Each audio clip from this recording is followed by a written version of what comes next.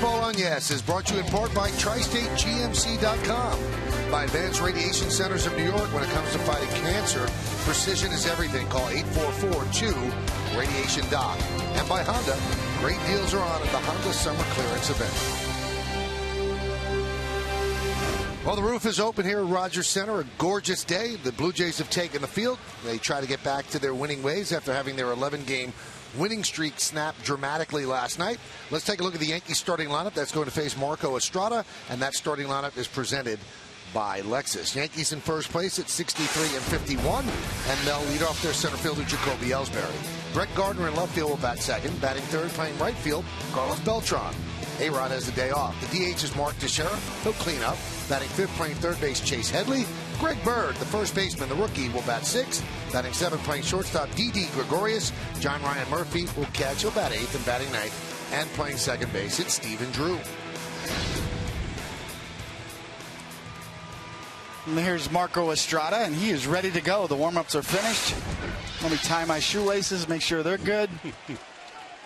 A little bit of both, mostly a starter now. He's been very good for the Blue Jays. 92 strikeouts against 37 walks. And let's go ahead and check out the pitcher scouting report brought to you by your Tri-Honda dealers. And the excellent changeup, everybody knows about it. He throws it a lot. Second most usage of that pitch, second only to John Danks, and he's tough to hit. That .213 batting average against. Fifth lowest. Sonny Gray, the best in the league, and fly away. You'd think he'd give up more home runs. Ellsbury swings at the first pitch and lofts it to left field.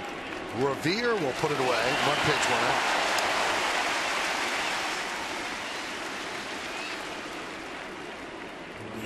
Just to finish that last point, right on cue, another fly ball. Marco Estrada is an extreme fly ball pitcher, but he's only given up 11 home runs after giving up 29 last year. So you would think with the Yankees' power, they might be able to reverse that trend a little bit.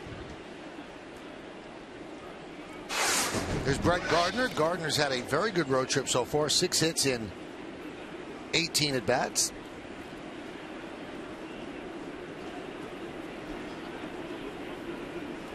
And Estrada deals. Yeah, this is Estrada's second start in a row against the Yankees. He faced them at Yankee Stadium on August the 9th. He pitched very well in that game. 6 innings, 3 hits, 2 runs, 5 strikeouts. The Jays won 2-0. He beat Tanaka. But the thing about that game, he had the Yankee hitters in between. You mentioned the changeup usage. He throws his fastball about 59% of the time, the changeup 29% of the time. So he had the hitters in between all day. Good mix of his pitches. He really sells his changeup well. The 2-0. 2-1. David, you face a team back-to-back starts. Do you change anything in the second start? You try to, definitely. You want to give different looks. And I think the key with Estrada, and talking to Pat Tabler, the former teammate, now Blue Jays commentator, that's why Donander Navarro's catching him, that he gets him to use more curveballs and mix it up a little bit. He's kind of become a personal catcher for Estrada. Popped up. Left side. Tulowitzki. 2 away. Let's check out the Blue Jays defense, which is presented by Geico. Revere, Pilar, and Bautista in the outfield, left to right. Infield, it's a good defensive infield. Donaldson, Tulowitzki, Goins, and Colabello gets the start today at first. David mentioned Navarro's behind the plate, and Marco Estrada is on the mound. Here's Carlos Beltran. Yesterday, the big pinch hit 3-run home run in the 8th inning. Off hard-throwing youngster Aaron Sanchez. Turned around a 97-mile-an-hour fastball for one of the biggest home runs of the Yankee year.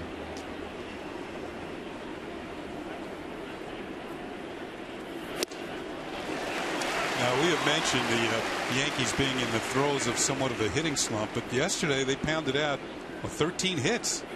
So maybe starting to come out of it. But the biggest one, of course, like Michael said, was a home run by Beltran to put them in the lead. There's that curveball that he mixed in for a strike.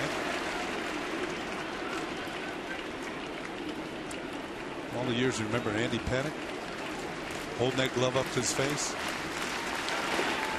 Now, I've heard that pitchers say they put the glove up there so they can really hone in on home plate. They can look at the target and see really nothing else.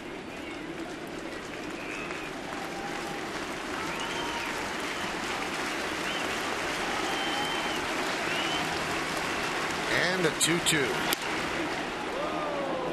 3-2. Yeah, one of the two hitters for the Yankees have done well this month. It's Beltran for one and Didi Gregorius the other. Both are over 300. Everybody else has kind of been scuffling this month. Driven to right field. Bautista back. He's on the track. He's at the wall. See ya! A home run for Beltran. A solo shot. And the Yankees are on the board. They lead 1-0.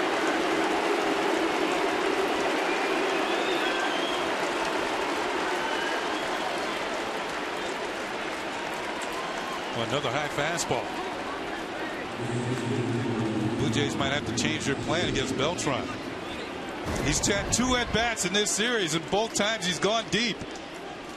Another fastball up, out over the plate, gets the good wood on it, the carry, and it's out of here. Gives the Yankees a 1-0 lead, extends his hitting streak to 10 straight, and Teixeira takes a strike. Well, no doubt about it. You know, we talked about it in the scouting report that Estrada only given up 11 home runs this year so far. Make that 12. A dozen. And speaking of 12, that was Beltran's 12th of the year.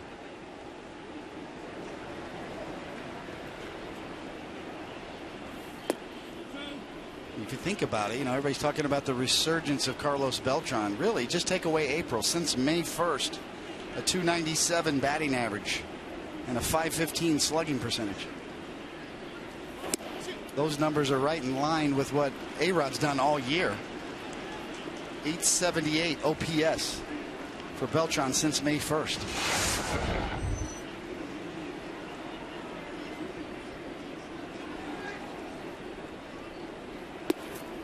Teixeira works a walk. Sometimes a home run will scare a pitcher out of the strike zone. He gets a little bit more fine, and all of a sudden he's missing off the corners, and he's putting men on. No doubt about it. I've been out there, and it happens to me too. You can't help the human element. You give up a long ball, and then all of a sudden you think you have to start painting the corners. Here's Chase Headley.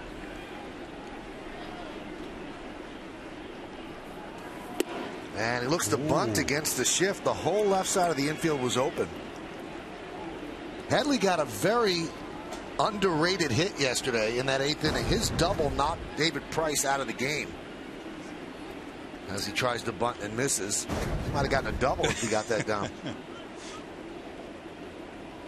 Headley had a nice game. 3 for 4 last night with a couple of 2-base hits. Chase Headley has reached base either with a hit, a walk, or hit by pitch in each of his last 21 games. Second longest current streak in the majors. Nelson Cruz has 25 games. And that's alive right now. 1-1. Popped up. Goins is there and puts it away. But not before Carlos Beltran goes yard again. Cracks one to right field, over the wall, over the head of Bautista. When it lands, the Yankees have a run, and the Blue Jays are coming back.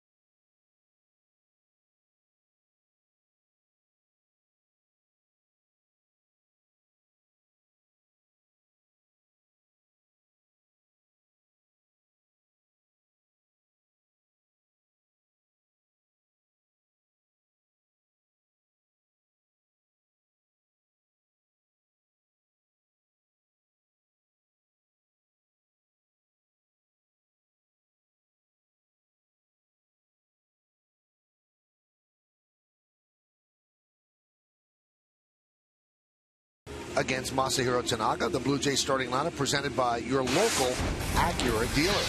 Troy Tulowitzki, the shortstop, will lead off. Batting second, the third baseman, Josh Donaldson. Jose Bautista in right field will hit third. Cleaning up the DH, Edwin Encarnacion. Chris Colabello at first base, he'll bat fifth. Batting sixth and catching, Diana Navarro.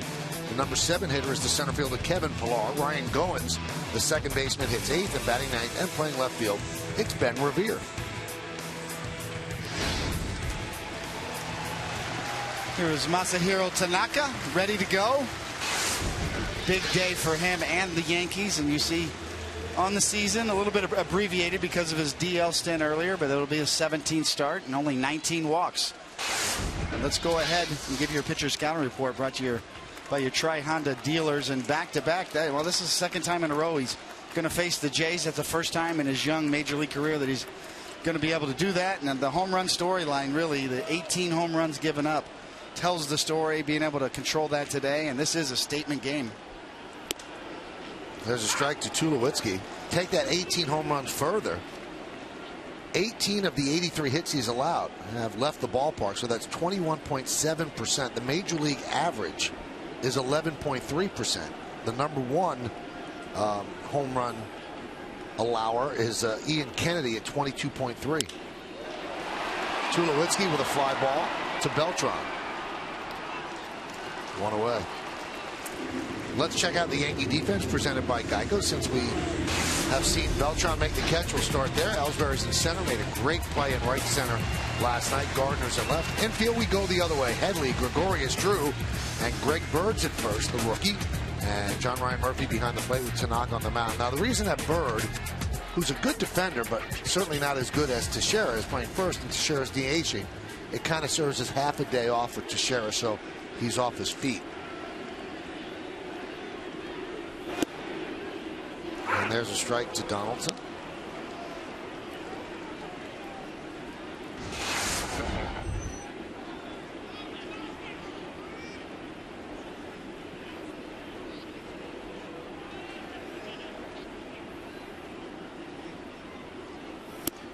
Now, even though that Tanaka and Nova are both right-handed, a different look for these Blue Jay hitters today. You saw Nova last night, that moving fastball, moving it inside on the right-handed hitters. Tanaka doesn't have quite that movement on his two-seamer, so he'll keep the ball away a lot more than Nova did last night.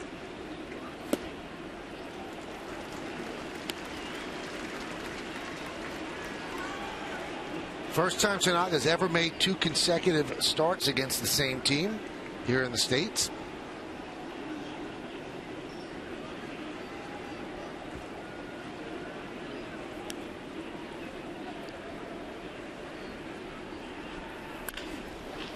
Grounded to Headley. Tough hop. And Donaldson is retired. Let's look at the game time weather, which is presented by Bigelow Tea. It's 72 degrees, not much wind. Humidity is 88%. And it's mostly sunny. The CN Tower piercing the blue sky. I brought up Nova's name, Michael, and David, and you know, he did a heck of a job last night. Outside of the one bad inning, I mean, Nova was as tough as they came last night and really held down a very good hitting ball club. And Girardi said that Nova pitched through some pain after slowing down the comebacker. Middle finger was hurting, and Girardi was asked, why do pitchers do that? And he looked at the question and said, because they want to get outs. He said, you could tell them not to do it. It's just a reaction. He said, but it usually does not turn out well. It's like telling somebody not to flinch when they, fake punch you in the face. Don't blink. I talked about Nova's one bad inning. His bad inning was a little bit better than the Blue Jays' bad inning, where the Yankees scored 4 runs and won the game. There's an alarm going off here at the Rogers Center. No one seems to be moving quickly, so we'll find out what it is. Hopefully we'll be here when we get back from the commercial.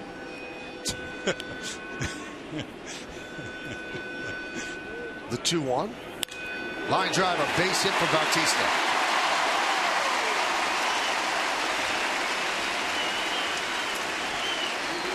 Well, last night, speaking of the effort of the Yankee pitching staff, as you see Bautista come up with a base hit.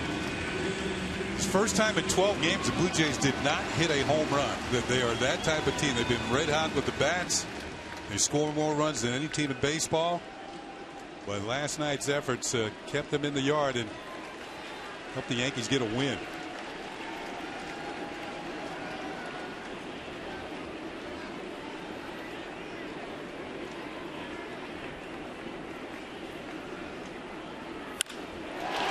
Encarnacion hits one to right field. Deep, going back, Beltran, and he'll make the play as he hits up against the wall for the final out.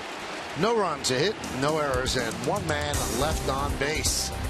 Beltran drifts back, hits the track, makes the catch, hits the wall. Doing a lot of hitting these last couple of days. We'll go to the second.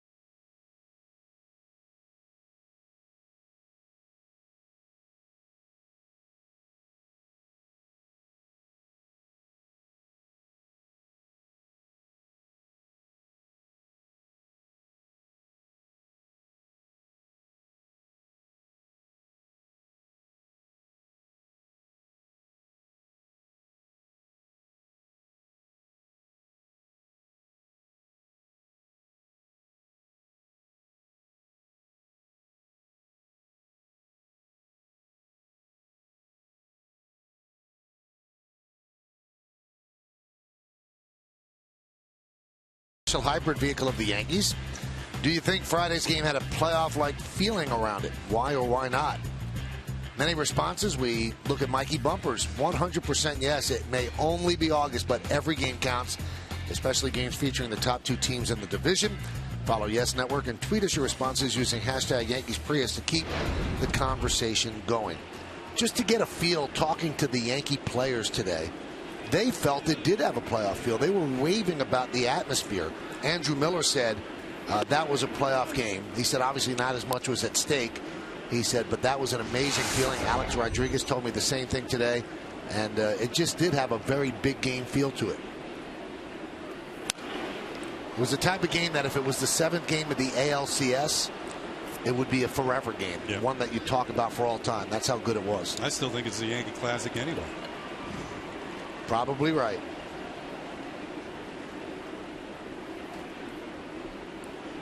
The rookie Bird takes high, 2-1. Had a chance to talk to young Mr. Bird before the game today, and what a pleasant young man. Just this type of guy you want to see come through and have a very long and successful career. Popped up behind the plate. Navarro fights the sun and puts it away for the first out.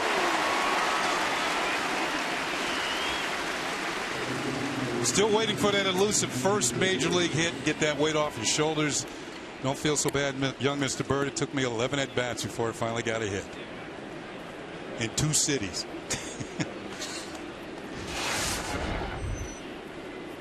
Got my first hit right up the road here. Montreal. Off of who? Off of Steve Renko. Here's Didi Gregorius. 6 hits and 18 at-bats on this road trip. And a strike. Last 65 games, Didi is hitting .299.5. That works out to 300.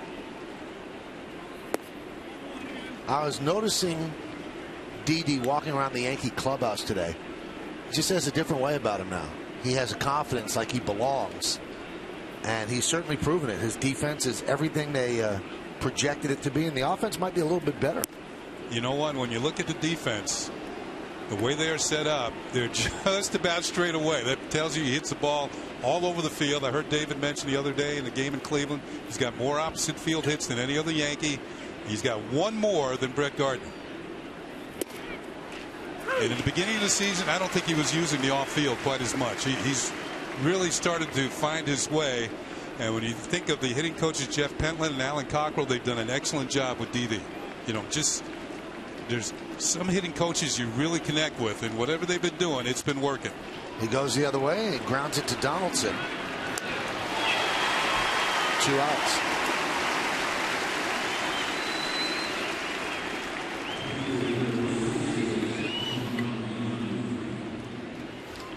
And I think back to my career, and the hitting coach who really got me going to, discover what type of hitter I was Larry Doby, the late Larry Doby, an Hall of Famer.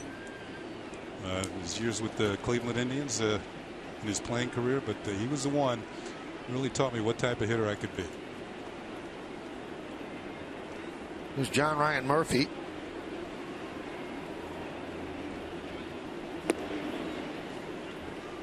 Yeah, even with the righty Estrada on the mound, Joe Girardi choosing to give McCann the day off, and probably needs it just from the 9th inning last night.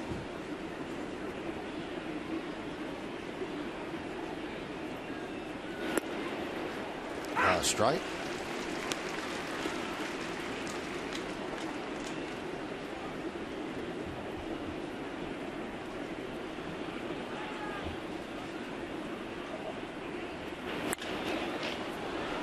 Murphy hits one deep to left center. Both outfielders converging, reaching up as Revere, and he makes the play, taking an extra base hit away from Murphy. An outstanding play by Ben Revere, covering a lot of ground, reaching out and making the catch before hitting the scoreboard.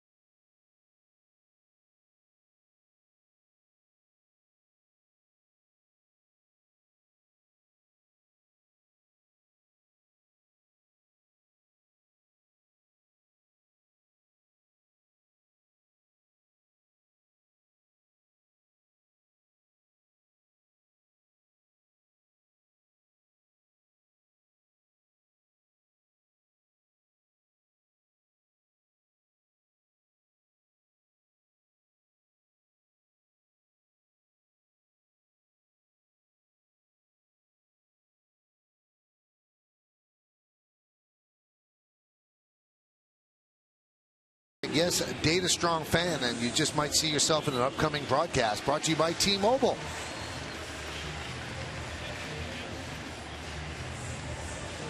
So the ball's jumping today. Encarnacion drove Beltran back to the wall to end the first. Murphy cracked one to left center, driving Ben Revere back to the warning track. Beltran has already put one over the wall. So with the roof open, the ball is traveling. It looked as though Revere started off like he thought he had it all the way. Then he realized he's going to have to turn it on. And it's a good thing he had an extra gear because he got to the wall and then made the play. Colabello fouls one off. Yeah, really unusually high humidity here. We noted in that Bigelow T weather report it was 88% humidity here. And then the swirling winds that you sometimes get in this dome. I checked with the players that played yesterday, and they said it was an oven on the field yesterday. with the roof closed, and it was definitely hot from where we broadcast. Didn't know if it translated. That was off the glove of a leaping Drew, a base hit from Colabello. Boy, Colabello likes hitting against the Yankees. Lifetime 13 for 21. That goes back to his days with the Minnesota Twins when he first came up. And he's a guy who likes to swing at that first pitch. As you can see, Drew getting up. He comes down empty. Timed his leap perfectly, but just wasn't tall enough to get to it. Good effort from the Yankee second baseman.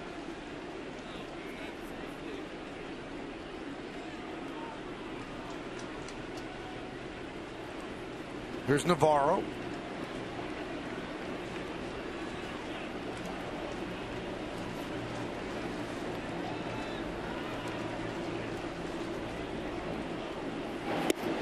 David, you mentioned Navarro catches Estrada there.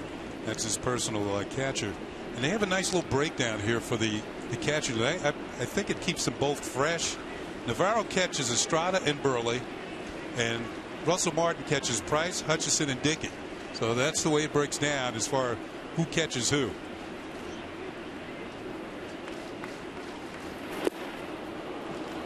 Navarro started his career with the Yankees. Signed with them in 2000 and then was traded to the Diamondbacks along with Brad Halsey, Javier Vasquez, and cash in exchange for Randy Johnson back in January of 2005. He has really bounced around. Dodgers, the Rays, Dodgers again, the Reds, the Cubs, and now the Blue Jays. Now, he was the everyday catcher last year. He wasn't exactly thrilled this winter when the Blue Jays went out and signed Russell Martin. But at least he gets to catch a couple of, 2 games out of 5 a week. Well, the year he made the All-Star team with Tampa Bay, he was their catcher when they went to the World Series.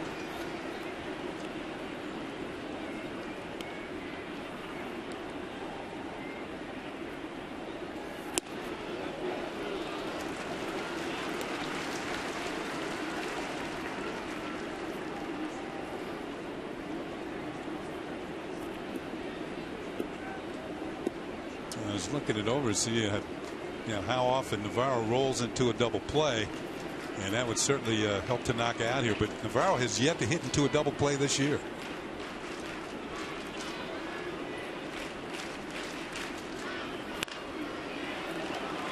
Knocked down by Bird. He has one play. He makes it at first as Colabello advances to second.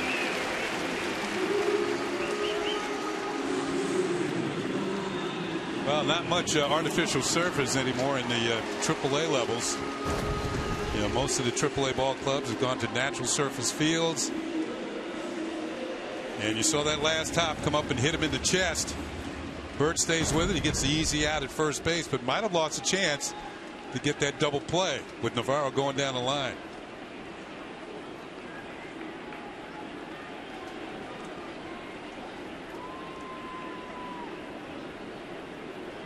There's Kevin Pillar as Colabello leads off second. 1-0 Yankees. We're in the bottom of the second. Tanaka deals. Right back to Tanaka. And they have Colabello hung up. And can they get 2? Yeah, no, they don't. Oh, he just got in ahead of the tag. And you can see Stephen Drew signal to the Yankee dugout to take a look at that. Pillar has very good speed. He was hustling for all he was worth to get the second base in scoring position. Tanaka has fielded his position very well. He's an all-around good athlete. You can see the throw. The throw's in time, but maybe the tag was a little high. And Stephen Drew says, take a look at it. Well, first off, just terrible base running by Colabello. Where is he going? Drew thought he had him, but obviously Joe Girardi got the word. They're not going to challenge as the foot just Ooh.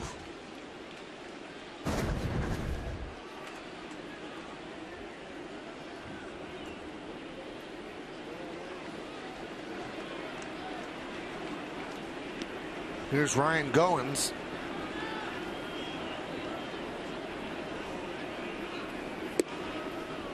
and a strike.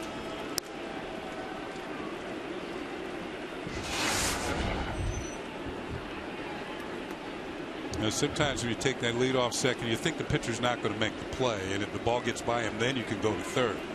Well, Tanaka's a very, very good fielder. Gold glove caliber, if you ask me.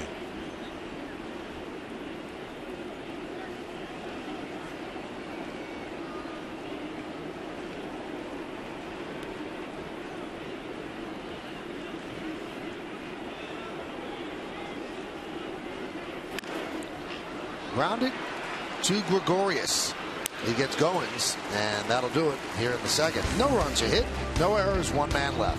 2 in the books, it's 1-0 Yanks.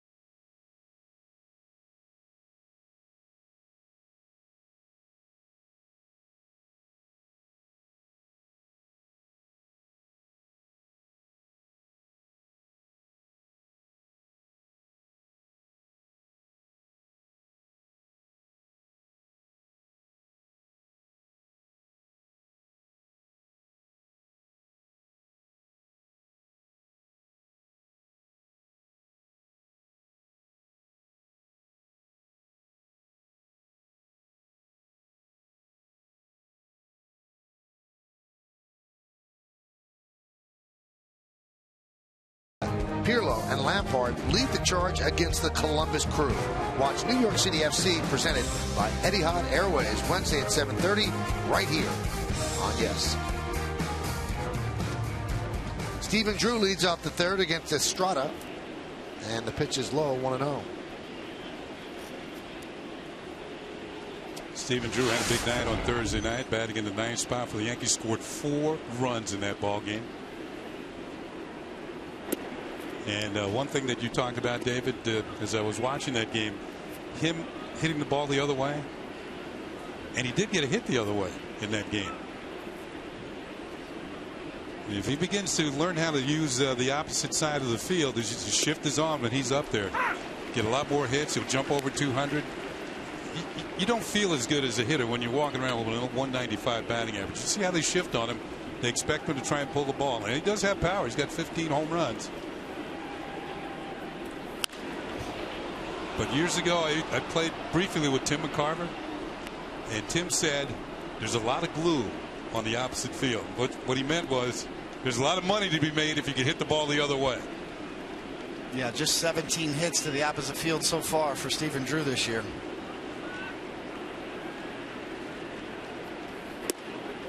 Strike 3, Drew down looking.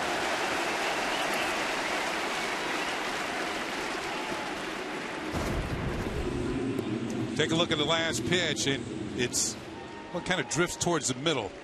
But Drew might have thought that was a little bit low, but it was knee high. It was a strike. He's sitting on off speed. You know, anytime you see a hitter take a pitch right down the middle, you're looking for something else.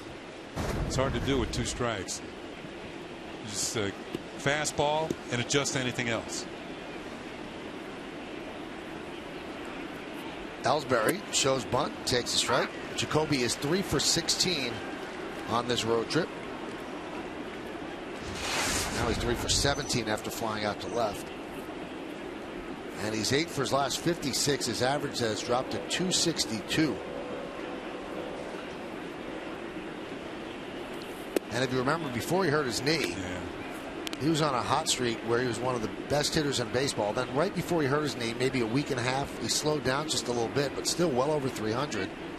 Still looking for a stroke, and he insists that he's healthy. 1-1. Fly ball right center. Long run for Bautista. He can't get there. And it'll go to the warning track. Jacoby Ellsbury, big strides, will head toward third with a stand-up triple.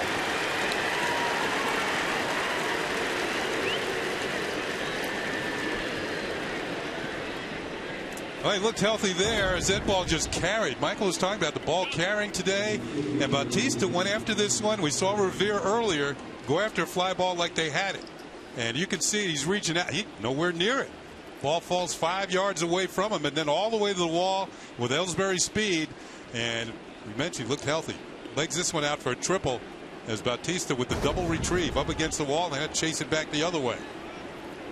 Well, the Blue Jays will bring the infield in with Gardner at the plate and Ellsbury at third. Well, it really looked like Bautista was fooled on that. He kind of went straight across his route and then tried to readjust too late. I don't know if the outfielders are having problems seeing the ball off the bat. But this is his home ballpark. He should be used to it.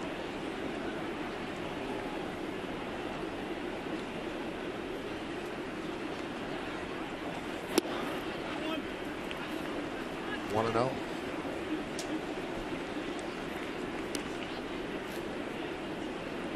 Already you could sort of see, you know, Michael, you asked me how tough it is for pitchers to face the same team back-to-back starts. The Yankees already are having a better approach, laying off a lot of those changeups.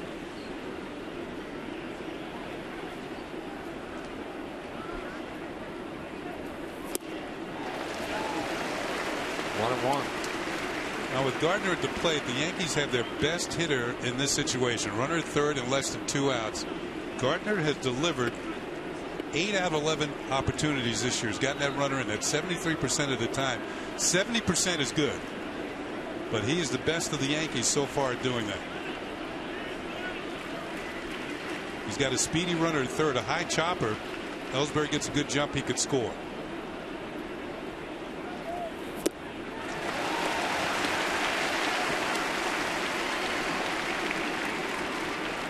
Right on cue, Marco Estrada throws 2 really good changeups in the strike zone. That tells you how good it is, because these are probably called strikes, whether he swings or not.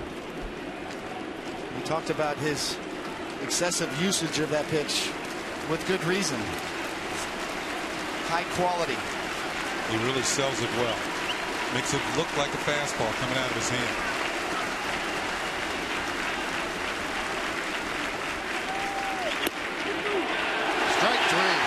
Gardner down looking.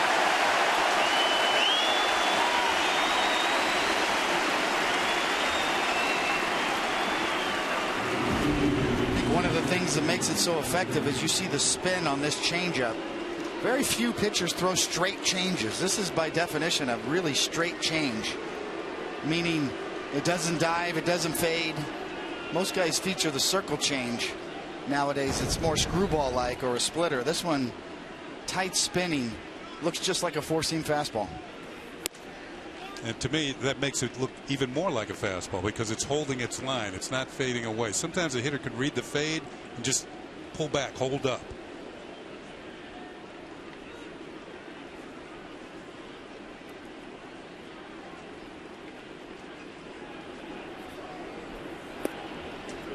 Two 2-0 to Beltran. So Beltran batting in the number 3 hole with A-Rod getting the day off.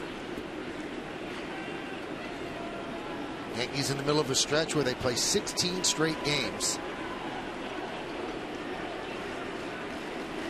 Coach already trying to rest some of his veterans. Today's Cold Hard Facts are brought to you by Clean, Crisp Coors Light. Last 14 games for Beltran, 16 for 44. That's good for 363. 5 homers, 9 ribbies, and 9 runs scored.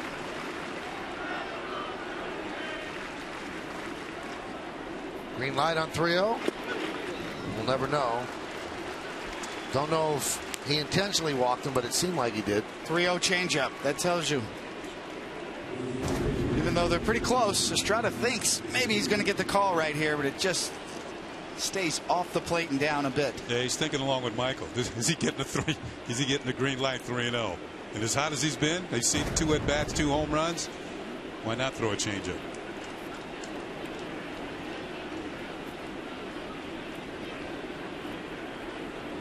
First and third, 2 outs. Here's Teixeira, who walked in the first inning. Yankees lead 1-0 on Beltran's first inning home run. And you can see how Estrada likes to work. Fastballs in to the left hand, changeups away. You know, speed the bat up, then go away with the slow stuff and get them way out in front. Yeah, if I can see that, the Yankee hitters certainly know it. The hitting coaches do too.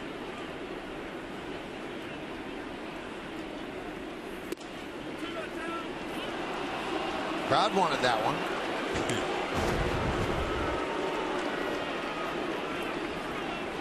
Not quite.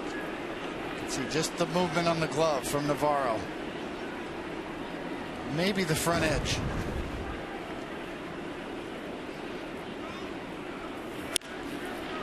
That one is looped into right field, and it's caught by Gomes, who makes a nice play, covering a lot of ground to save a run and take a hit away from Teixeira.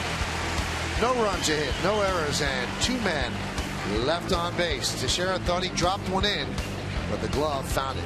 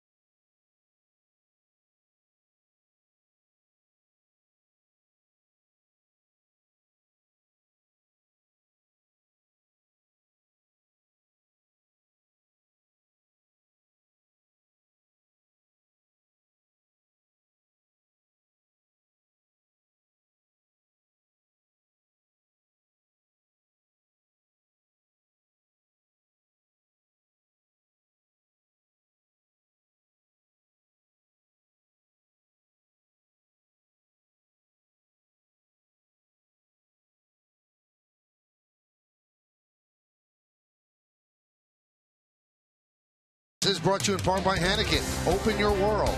By your Tri-State Cadillac dealers. For exceptional summer offers, visit CadillacTristate.com. And by the New York Lottery. Hey, you never know.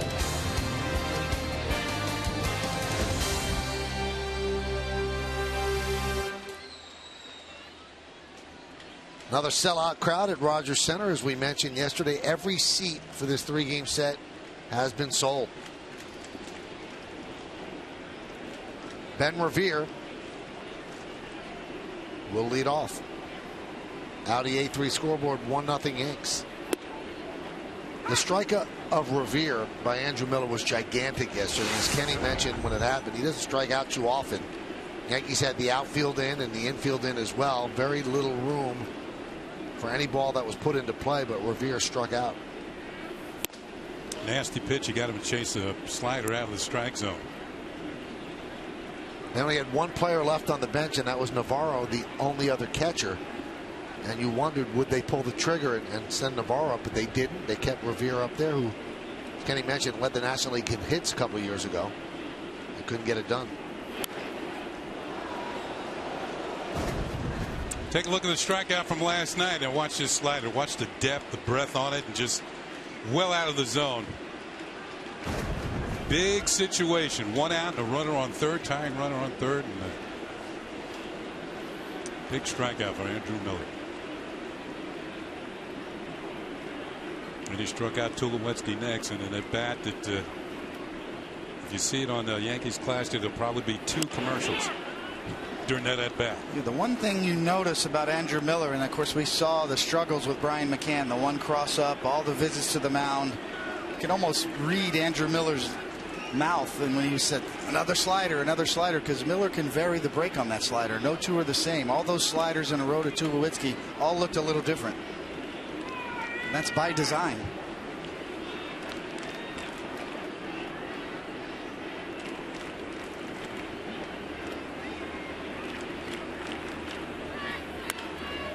Now, one thing to consider in this game, they use Betances 2 days in a row. They use Miller 2 days in a row. And although Joe Girardi wouldn't commit to their availability, Brian Cashman did an interview with Meredith Morakovitz and said they both wouldn't be available today, which makes sense. So who would they close with? They have made a roster move again. They designated for assignment Chris Capuano. So Capuano's gone again, and Caleb Cotham has been added to the bullpen. So one more arm. You know, managers like to keep it close to the vest of who's available out of the bullpen. You can understand that because then the other manager knows what kind of moves they're going to make at the end of the game and who they should save to come up and hit. So that's why managers do not commit and say, well, they'll say, I don't know, they'll hem and haw, you know, and that sort of thing. But they're not going to say, no, he's not really available. You know, they will every once in a while. But most of the time, they want to keep the other manager guessing. 1-2. Well, we can guess. It's going to be Shreve and Wilson. And maybe a little mix of Adam Warren. Yes.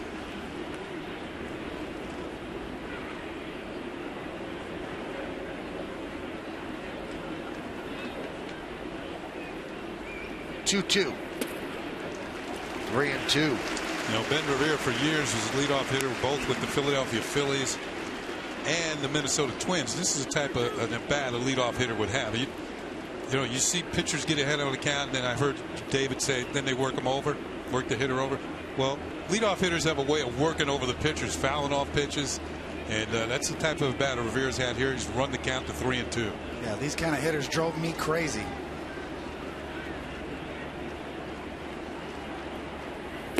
Did it go? Yes, he did. Revere down on strikes. Now, how disheartening does this have to be for Revere, running the count to 3-2, then swinging at a pitch like this? No doubt about the check swing with the bat head way out in front of home plate. Now, you can see the look on his face like, I just got myself out.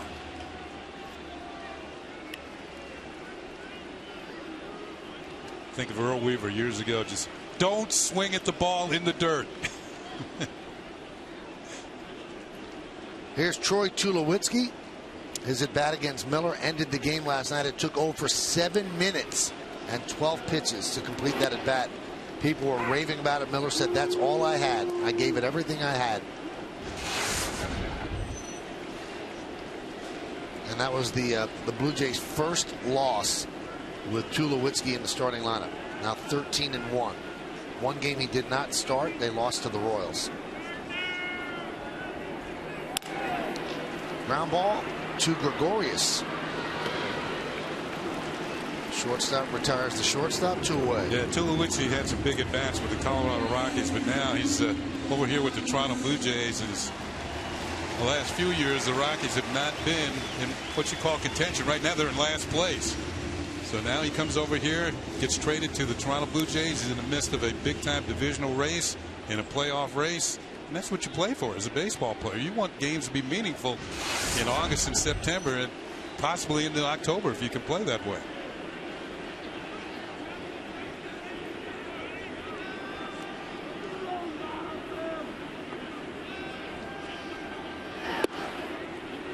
I asked Brian Cashman today, were you just dying during that inning and that at bat? He goes, I've died so many times. He said, you just sit there and you're an interested observer and you're trying to say, well, who's coming up next and what moves are going to be made. He said, but you can't get that adrenaline rush every single time. So it was an unbelievable at bat. You notice Tanaka's velocity so far today, very good, up to 93 on the top end. And all the talk about his velocity, he's actually averaging more this year than he did last year. He averaged 91.2 last year, 91.7 this year. But it is his least effective pitch, and he's using it less often. Just missed with that pitch. Good one there, 93. You can tell by his reaction he thought he had a strike. You know, you read pitchers' body language after they have a close pitch and they don't have it go their way. That's pretty darn good to me. I thought he had it.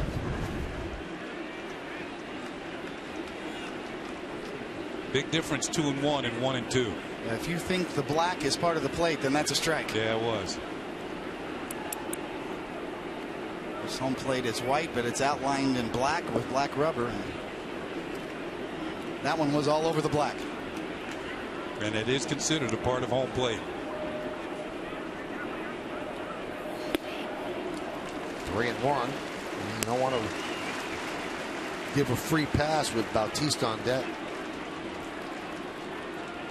This is a very difficult top of the lineup. The top four would go up against any team's top four. Pitcher really has to navigate this.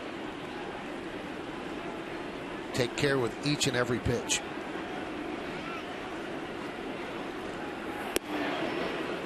Breaking ball drops in. And we've seen Tanaka and sort of the way he uses his repertoire. As you see, this is going to be a curveball. Well thrown on the outside corner, but he only throws his fastball about a little under 35% of the time. Everything else, sliders, cutters, curveballs, and splits. 3-2. Through the fastball up and in, so a walk to Donaldson. And that'll bring up Bautista. And Michael talking about the top of the order, the four tops back in the day were a big group. And these four tops of this order, a lot of times the same old song. They really hit the ball well. A lot of home runs. Bautista lined a single to left in the first inning.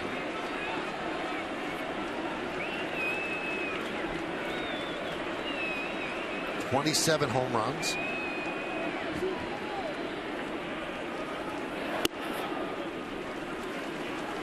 One and 0.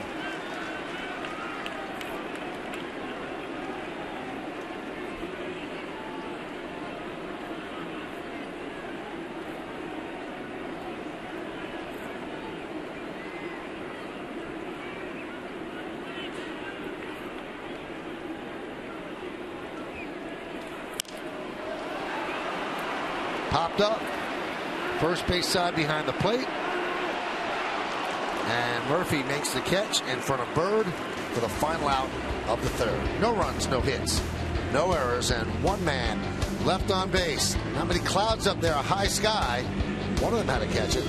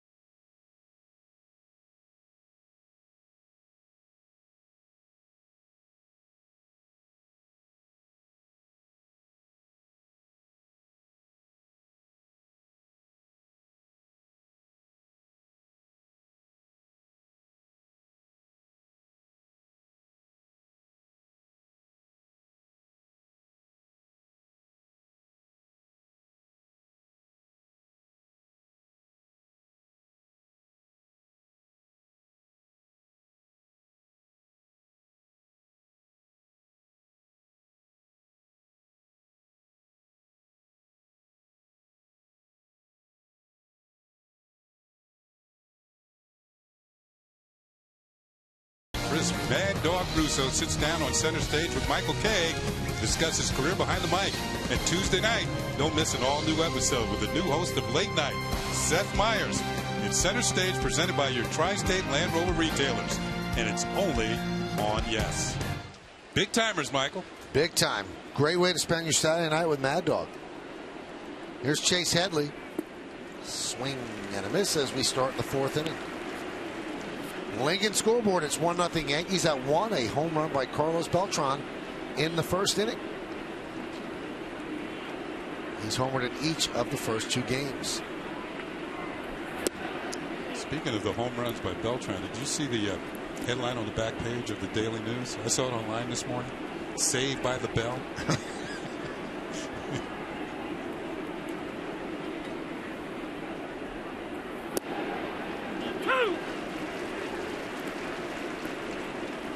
I think on one of the Toronto papers, the back page was "Don't get too low." TULO.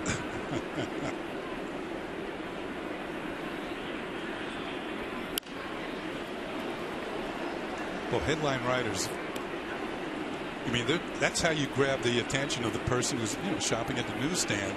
That makes you buy the paper. Those guys, I'm sure they're underpaid, whoever they are.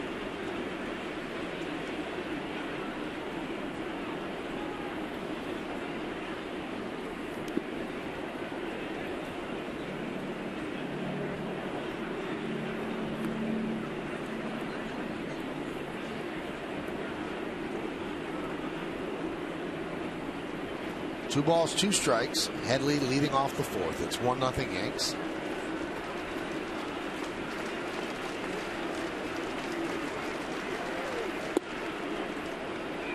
You know, Michael, in your journalism career and beat career, how many times did you get blamed for the headline and you didn't write it, right? A lot. You'd have to go back to the player and say, listen, I had nothing to do with that. And they don't believe you.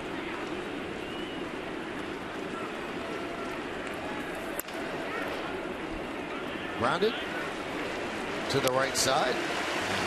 Tulowitzki puts it away. So you score that as 6-3. Let's take a look at today's injury report brought to you by Montefiore Medical Center, Inspired Medicine. Marcus Stroman, kid from Long Island, he tore an ACL in his left knee March 10th.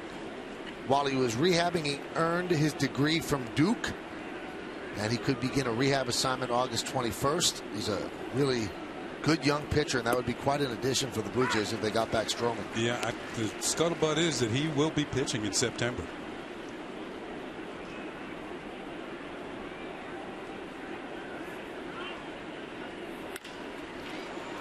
Greg Bird skies one to center field. And talking to John Gibbons earlier in the year after Stroman was injured, he said that Stroman would have been the opening day starter at Yankee Stadium against the Yankees back on April the 6th. Instead, it was Drew Hutchison who's going to be pitching tomorrow.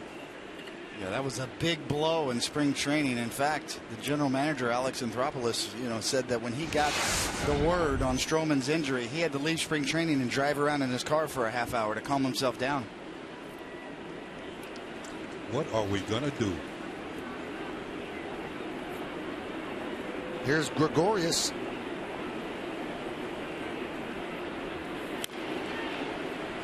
Foul back. Stroman was actually in the class at Duke when the Blue Jays acquired David Price.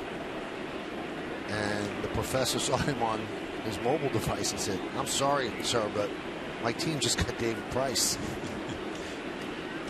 And he did his rehab work at Duke, so he was multitasking.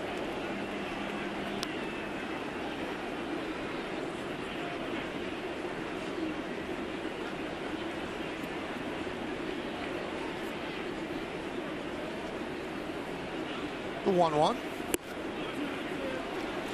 2-1. That's about the top end right there from Estrada's fastball. 89 to 90 miles an hour and down to in the upper 70s with that changeup.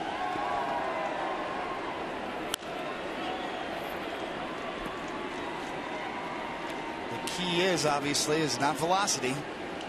It's the release point right over the top. Both pitches come out of the same release point and have the same spin.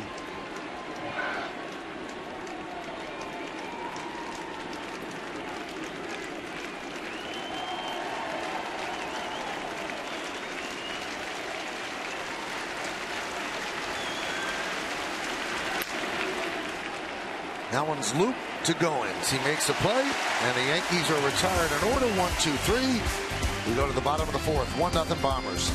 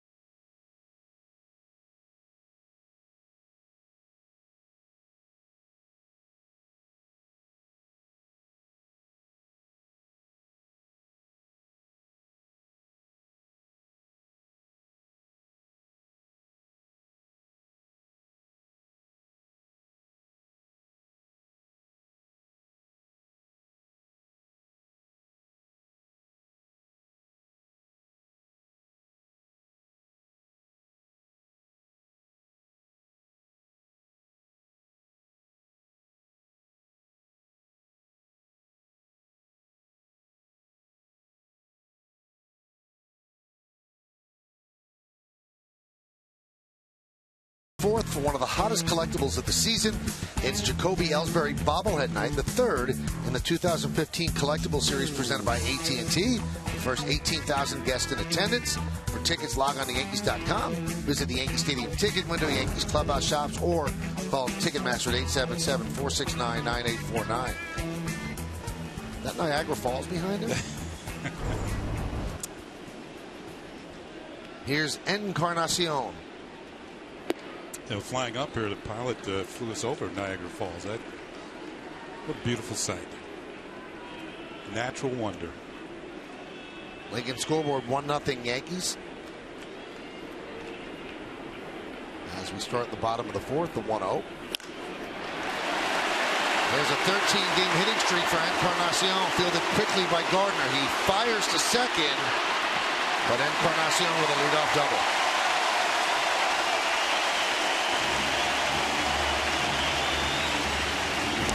Yeah, one of the few mistakes by Tanaka. That's a splitter that's just kind of hanging right there at the middle of the plate. About belt high. Encarnacion, bad hand and all, still gets around on it. Michael said he's been hot, and he's headed for second with a two-base hit, a ringing double into the corner.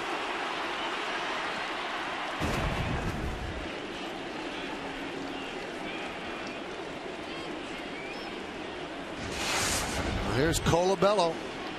13 for 21 lifetime against the Yanks. Having a really good year.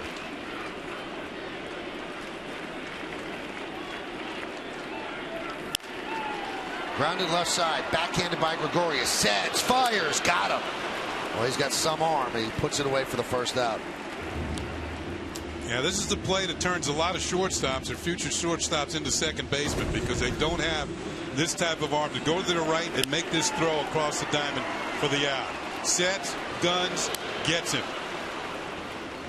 You see a lot of players in the minor leagues, they think they're shortstops. Not so quick. They can't make that play, and they become second baseman. And a pretty big target over there at first base, and Greg Birdie's 6'3". Four-seam gas from Gregorius there. You're right. You ever been to a tryout camp for professional baseball? The shortstops, that's the drill they do. The outfielders that make everybody throw from center field. Go in the hole and see how strong your arm is. The pitch to Navarro is outside. Well, you've been to those, huh? I did. Yeah, I went to a few too. That's how I got signed. A couple of tryout camps, because I didn't play baseball in high school. The high school I went to did not have a baseball team. I remember going to one at Coombs Park right outside of Yankee Stadium. It was an Atlanta Braves tryout camp.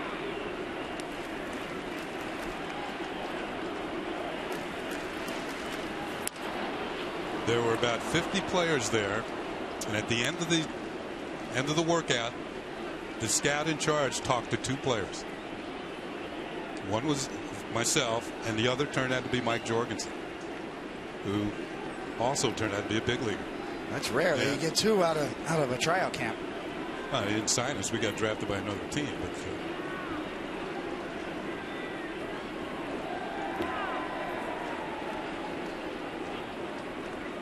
1-1. 1-2.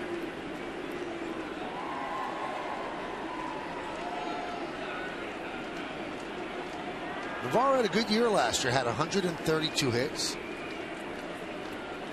and 69 ribbies, both career highs. 34 extra base hits, 12 home runs, 22 doubles. But when Russell Martin became available, kid from Canada, they said, let's jump in on him, and that turned Navarro into a backup catcher.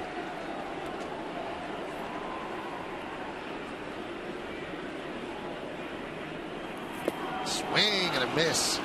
He goes down on strikes. Well, this is really how I judge the health of Tanaka's arm. 89 miles an hour, perfectly located. Earl Weaver would be mad, Kenny, because this one's right over home plate and in the dirt, and that's where the strikeouts are. Because they look like a cookie fastball right down the middle, and they end up right over the heart of home plate, but just down. low down and dirty. Here's Kevin Pillar.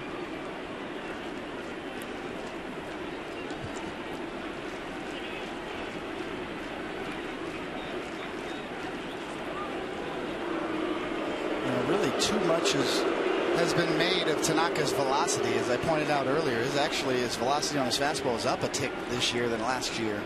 He only threw his fastball 40% of the time. Very much likes to mix his pitches. Not really a fastball pitcher. A lot of those, a lot of cutters, both sides of the plate. In fact, of his entire repertoire last year and this year, his fastball is his least effective pitch.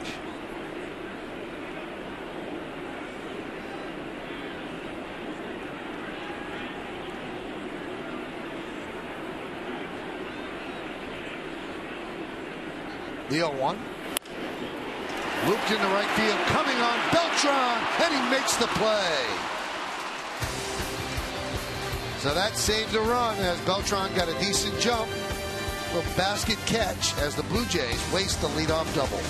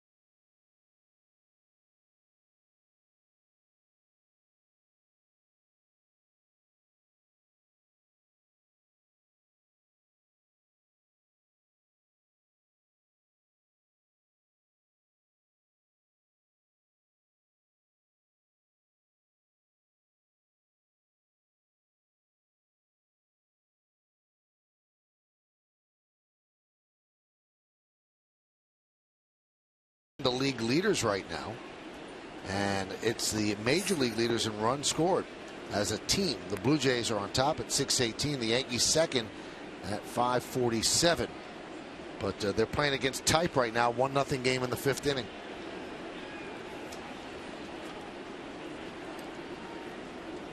And that one run came on Beltran's home run in the first. Bigelow T scoreboard, 1-0 Yanks. Here's Murphy. It's Murphy, Drew, and Ellsbury here in the 5th against Estrada. That one is looped into right field. And Bautista makes the play on the run. One away.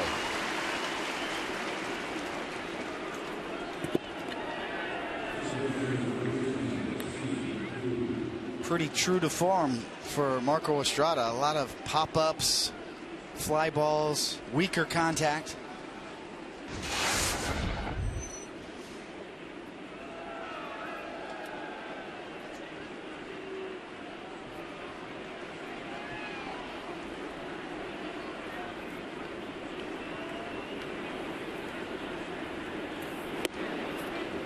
There's a strike to Stephen Drew, struck out looking in the 3rd.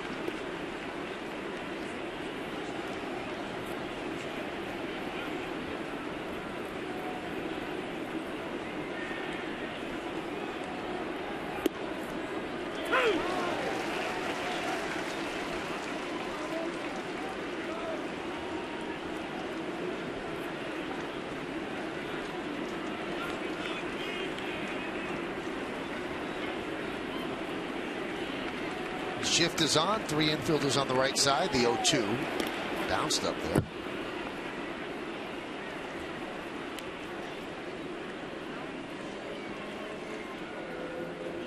After the game tomorrow, the Yankees head home for a long road homestand.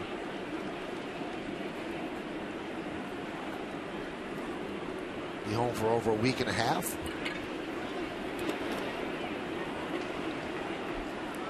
And it's a special homestand too. Next weekend, Andy Pettit and Jorge Posada will both be honored. Their numbers retired.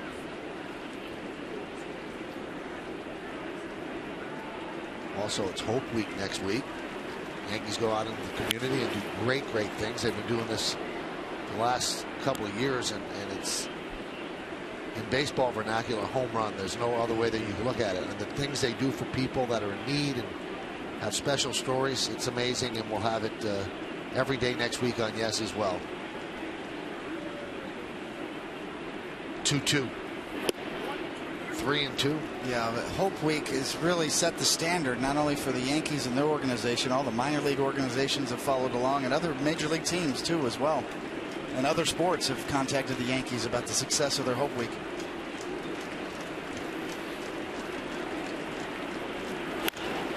Grounded into the teeth of the shift.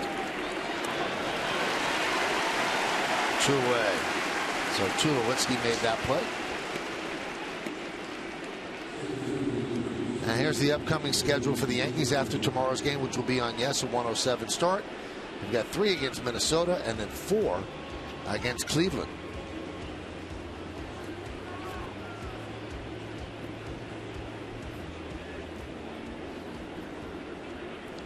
Here's Jacoby Ellsbury, who tripled his last time up.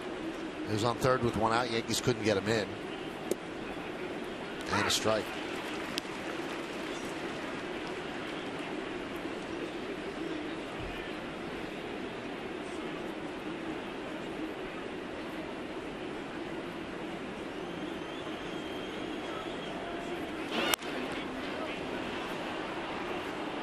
Foul ball. I don't know about you, David, but the last few days, I think Ellsbury's showing signs here.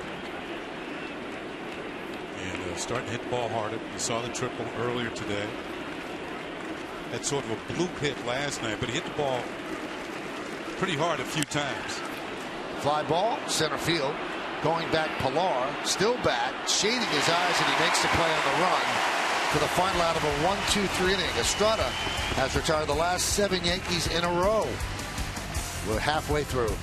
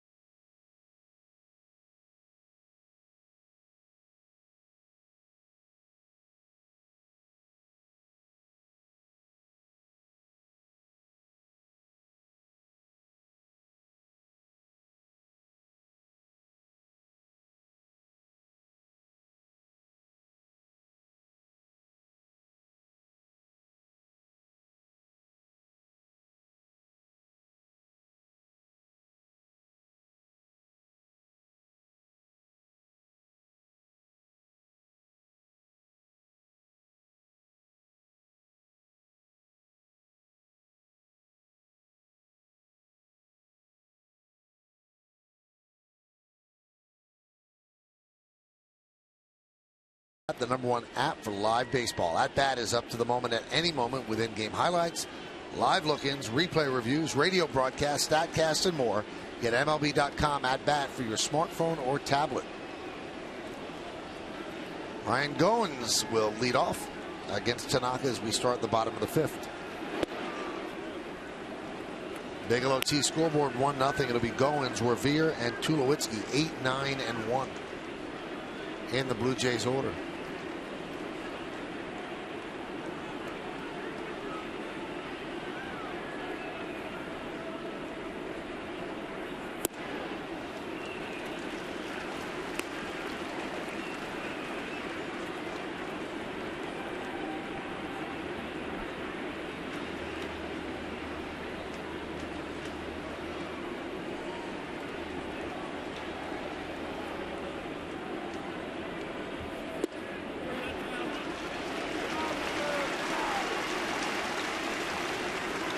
So 3-0.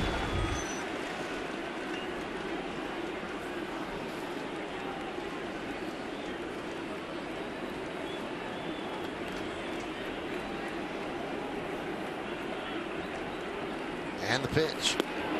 They walked him on 4.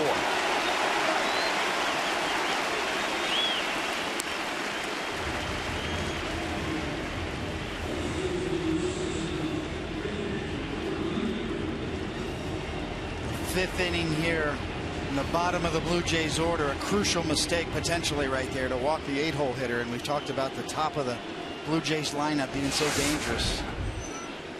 Makes it all the more important to try to bury the bottom of the order. See what the Blue Jays are thinking here. Revere up. He's had 1 at bat and he was struck out. Headley's thinking there might be a bunt. Bird must be thinking the same thing at first as he holds the runner on. Let's see what the Blue Jays are thinking.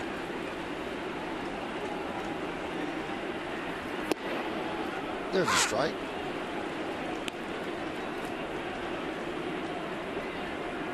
You'll notice when the third base coach, Luis Rivera, goes through his signs, Chase Headley's looking right at him. See if there's anything the same or anything different while he's giving his signs. Might give an indication if the bunt is on or not.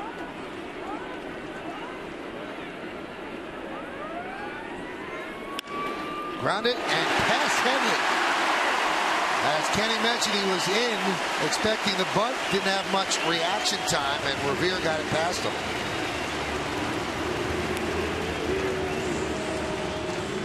Revere had a hit here last night. It was an opposite field hit. We'll take a look at this on Yes Mo, brought to you by your Mercedes-Benz Tri-State dealer. And just by the glove, and I'm sure if you ask Headley, he thinks he should have had that one. And at least got a force at second. But instead, the ball is headed into the left field. Well, infielders across the league here that have been here to play on this new turf here have had problems judging the bounces. And Headley clearly had trouble gauging that one. Here's Tulowitzki.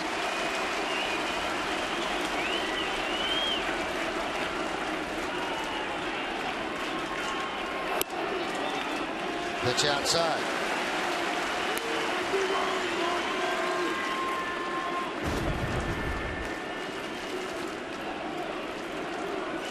You can kind of see the movement on Murphy's glove trying to bring it back in there. It's a fine art.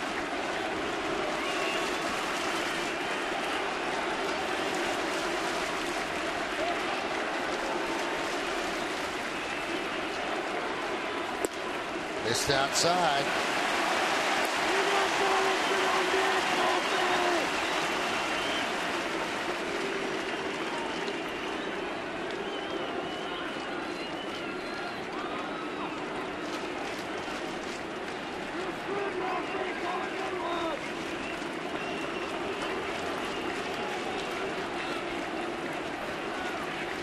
Tulowitzki 0 for 2 today.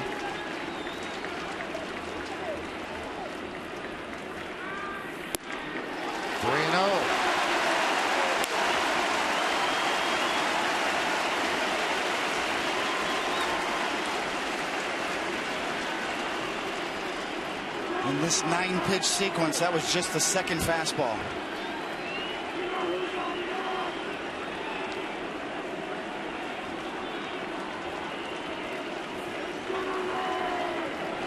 Green light here on 3-0.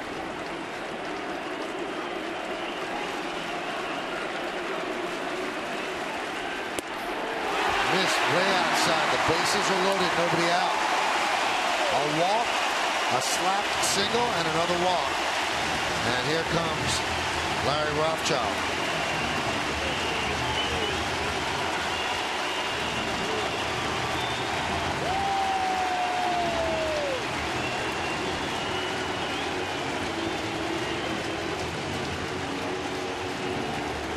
So this has happened in a hurry, as Tanaka was coasting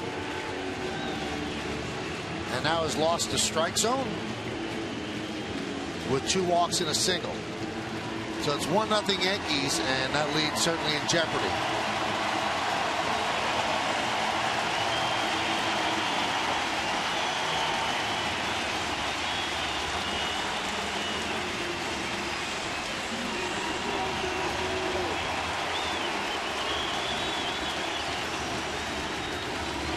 So a big spot in this game for Masahiro Tanaka. He will face Josh Donaldson, who's in the MVP conversation in the American League. Yankees a double play deck.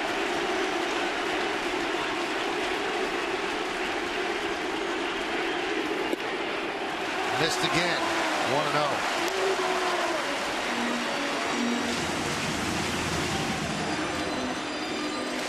Goins at third, Revere at second, Tulowitzki is at first. Pitch count's in pretty good shape, but he's still looking for his first out here in the 5th.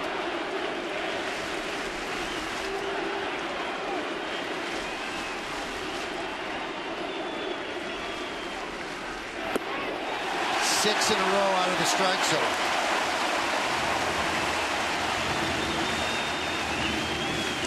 Now you can understand a pitcher being very fine with some of these Toronto Blue Jay hitters who is the leading run scoring team in the major leagues.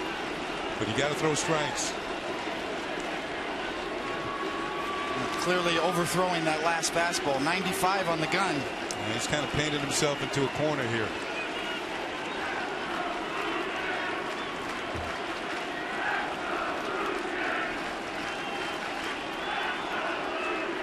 The 2-0. High fly ball, left field. That's going to tie the game. Tagging is Goins. He'll score. Gardner's throw, cut off by Gregorius. A sac fly by Donaldson. It's a 1-1 game.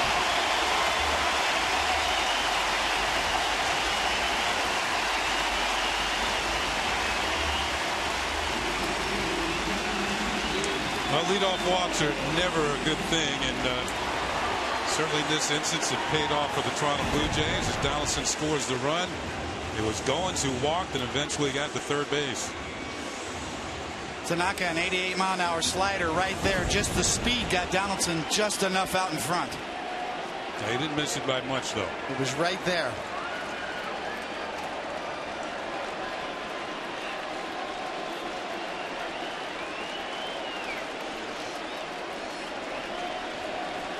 Here's Bautista, first and second, 1 out.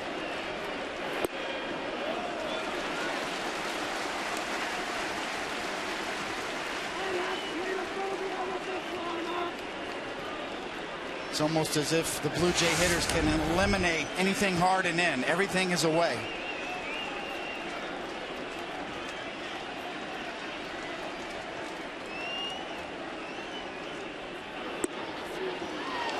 Got the breaking ball in there. 1-1. There's Bautista playing to the crowd, shaking his head no. He thought it was too high. It was a Jim Palmer curveball strike back in 1977. First and second, 1 out. We're in the bottom of the 5th. I think he might have won the Cy Young Award that year.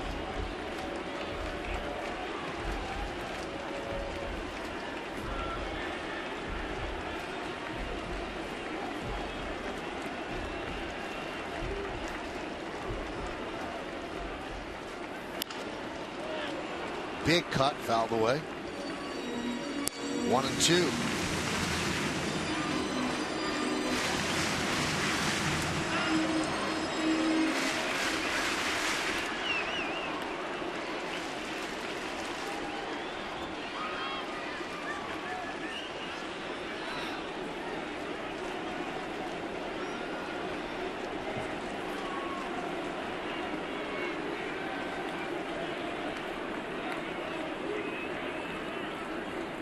Swing and a miss. Big strikeout of Bautista, 2 away.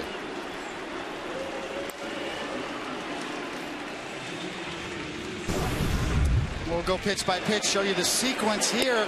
Slider away, just misses off. Big curveball, got the call. Splitter down, over the top of it is Bautista. And another dandy. Bread and butter, the splitter for Tanaka. Filthy. Bottom fell out of that. Tumbling dice. Snake eyes. Here is Encarnacion. Doubled his last time up. Extend his hitting streak to 13 straight. He's hit the ball hard twice against Tanaka. He drove Beltran back to the wall in the first in right field and then doubled to left field in fourth. Tanaka clearly a little frustrated with the strike zone.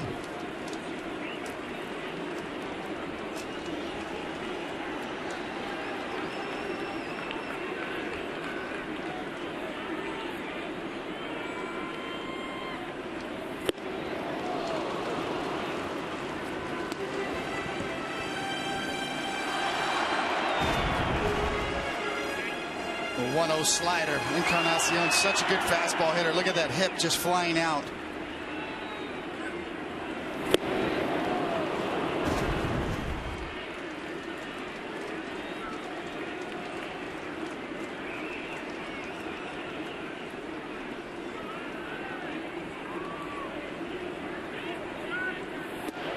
Well, one of the strengths of Tanaka is he does get you swinging pitches out of the zone.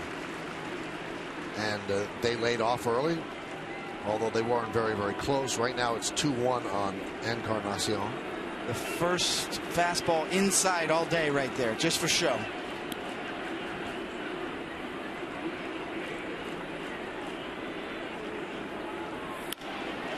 Line drive and caught by Drew. A looper. And Drew got a good jump to haul it in to end the inning. All things considered, not too bad, as the Blue Jays tie the score.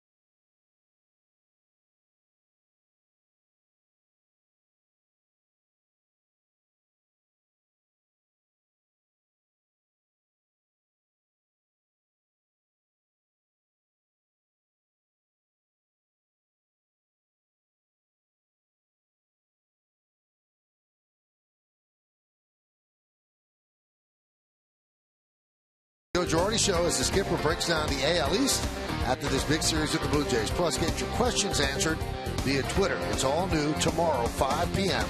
only on Yes. 21 pitches, Tanaka, that inning, and fortunate that he only gave up one run. He had the bases loaded, nobody out. Those people are fortunate as well that they have good balance. I think you actually hope they're harnessed. They gotta be. That's atop the CN Tower, just beyond right field. Why? Yeah, exactly. Here's Gardner. There's a strike. So once again, Estrada pitching well against the Yankees. He did last weekend.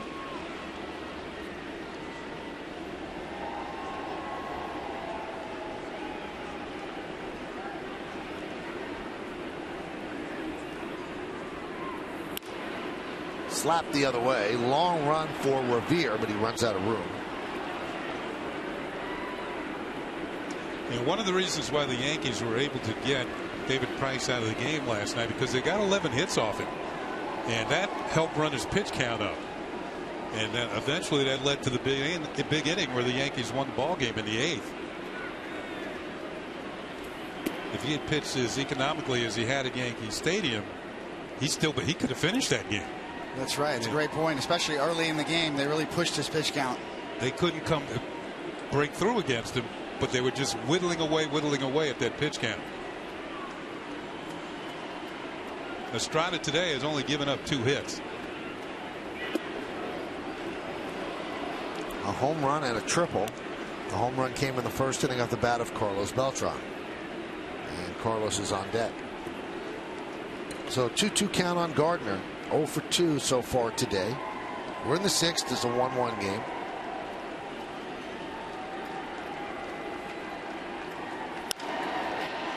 Fly ball. Just to the left of center field. Pilar puts it away.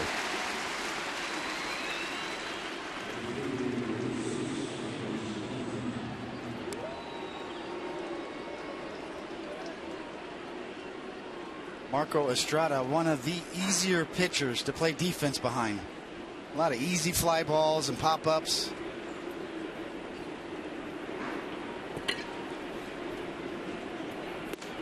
David told you about the fly ball rate. 49% of his outs are fly balls. Major league average is 33.8%.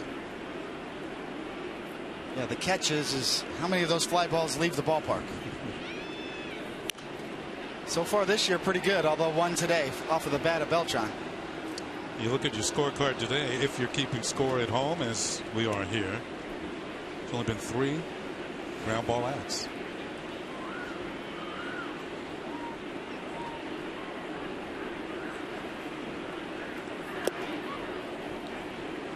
Beltran with the home run in the first, his 12th of the year, 40th RBI, and he walked in the 3rd. He has been a 300 hitter since May 1st. Has the average overall up to 269. 2-2.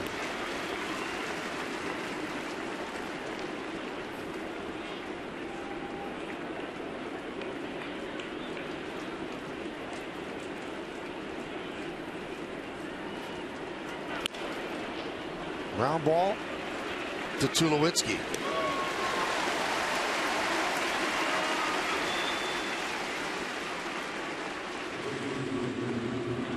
And there are 2 outs, bringing up Teixeira.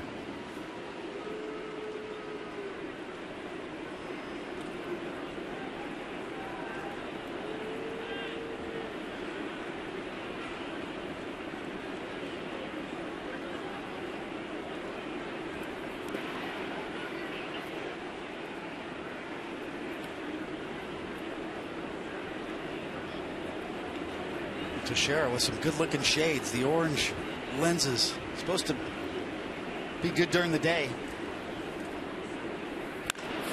Driven to right field and deep. Is it fair? Yes, it is. See ya. A home run from Mark Teixeira, and the Yankees retake the lead 2-1. Got to be the shades. That's it. If you're really cool, you wear them at night. He's really cool. Right now he is.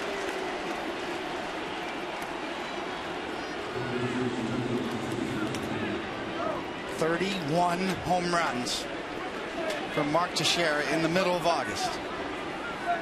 Who predicted that? Chase Headley takes a strike. This is number 394 of his career, so he's coming up on a nice round number of 400 home runs in his career. Loop the other way and into the first row. Just a matter of fair or foul. Fair.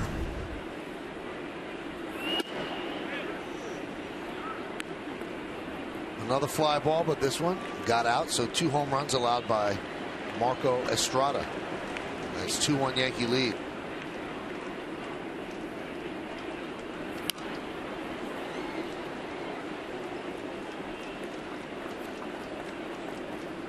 Headley with a pop up to second and a ground ball to short.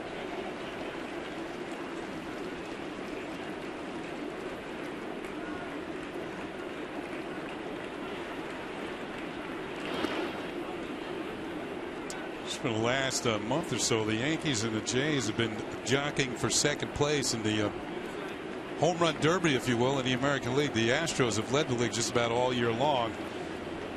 The Jays now have 157. They're in second place. Then the Yankees have 155 after the home run by Teixeira. So they're in third place. Just a bit high, 3-2.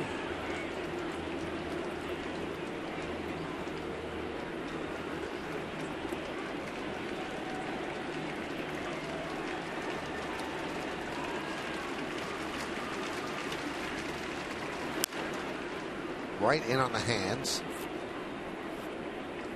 And coming into today, the Astros had 158, so they're just one ahead of the Toronto Blue Jays. Mark Lowe warming in the Blue Jays bullpen.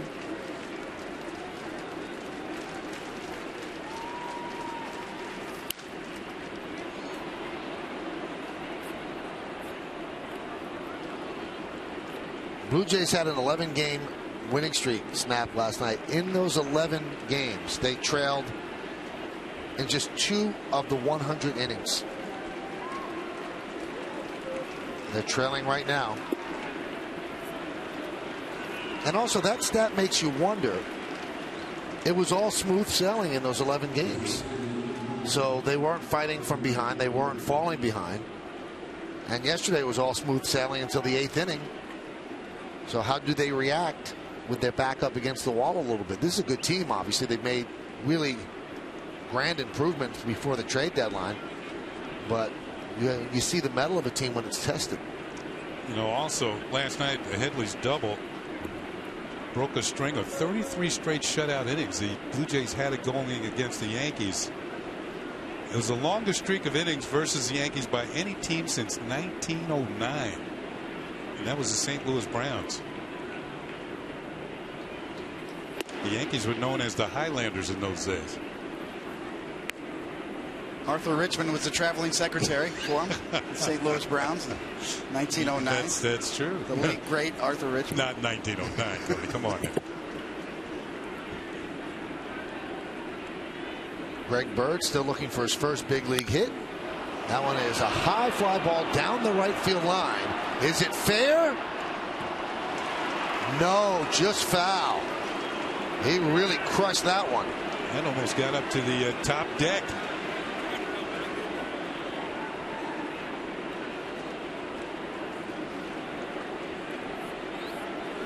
You can see a big exhale from Greg Bird. Really? That can't be fair. At first, that would have been a nice first big league knock. Is it from Bird or Estrada who's exhaling? Both, yes. Now the Yankees are checking that out on replay. That's why Bird has not stepped back in the box. Home plate umpire Jordan Baker is looking to see if Girardi is going to challenge. And wait a minute now.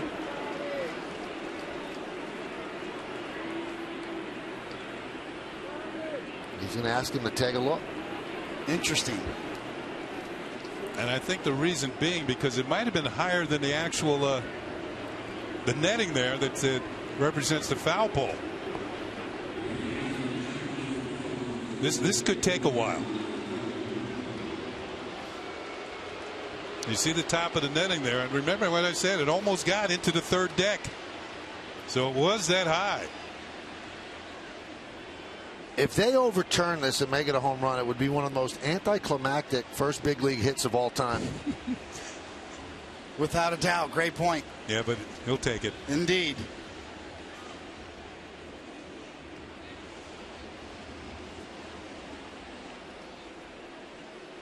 Now, from the angle that we had, it was kind of tough to tell. Now, the Blue Jays usually the home team has the better camera positions.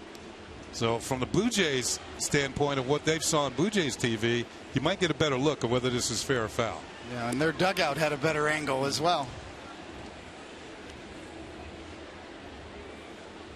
Brett Weber, who does the replay analysis for the Yankees, has been so good this year at spotting things that you might not see, and he told Girardi, asked him to take a look. And it's a foul ball. They took a look, and it's a foul ball.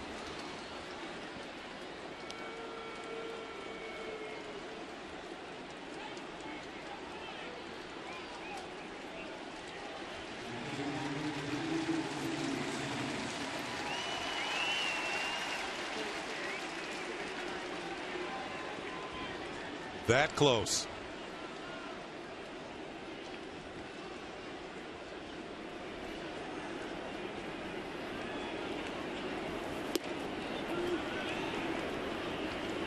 Well, lost in the shuffle here with Chase Headley's 9-pitch walk. And now another good at-bat here for Bird. Pitch number 100 coming, and Marco Estrada is not long for this game.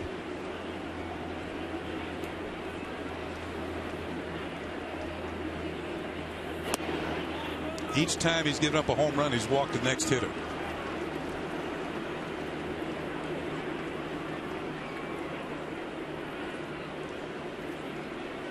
We saw Greg Bird's parents in Cleveland. Jim and Lee Bird. You can see how nervous his mom is. 3-1. 3-2.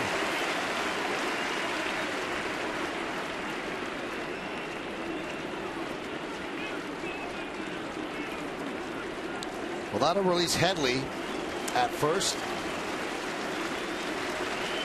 Yankees have a 2-1 lead here in the 6th.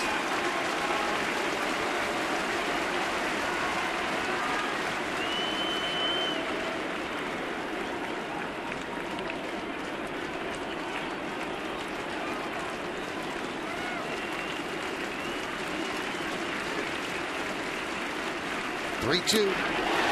Swung on and missed. Bird down on strikes. But the Yankees take the lead. Mark Teixeira. Gluten. I don't need no stinking gluten. As he gives the Yankees a 2-1 lead with a solo blast.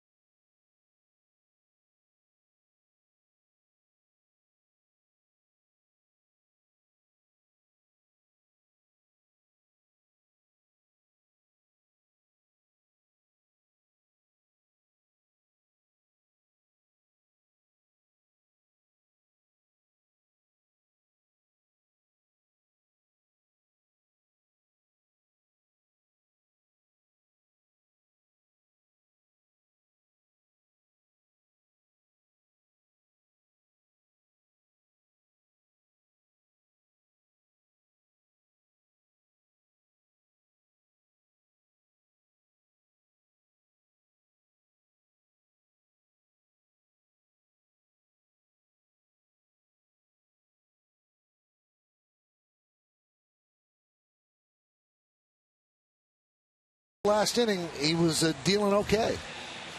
Well, indeed. You know, Tanaka came out, and he usually starts out very well. His first inning numbers on the year, very good among the league leaders, but he really mixes his pitches. Good splitter today has really saved him. When he's in trouble, he can always go to that one, and it's been high quality, up in the upper 80s, almost 90 miles an hour with a couple of those splitters. And to me, that tells me his arm and his elbow is healthy, because that's the test. If you can retain your velocity on that nasty splitter he throws, then things are looking pretty good. Here's Colabello leading off the bottom of the 6th. 70 pitches for Tanaka. Number 71 is a strike. Pitch count's in pretty good shape.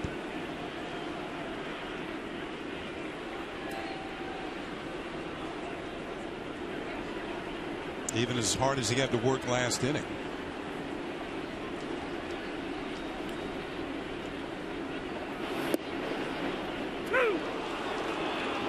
A little different look. Fastball in. David's been calling for it all afternoon. Absolutely. And just look at the way Colabello took it. He's not afraid to gripe. But Jordan Baker here in front of the Blue Jays dugout. He turns again.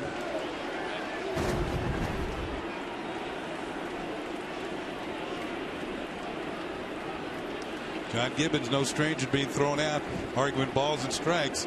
But he's got that policeman next to him.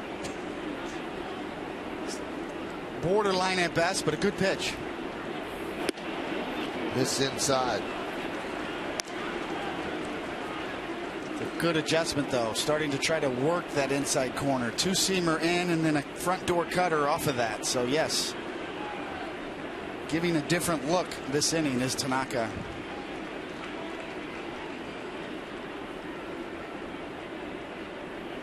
Swing and a miss. Colabello down on strikes.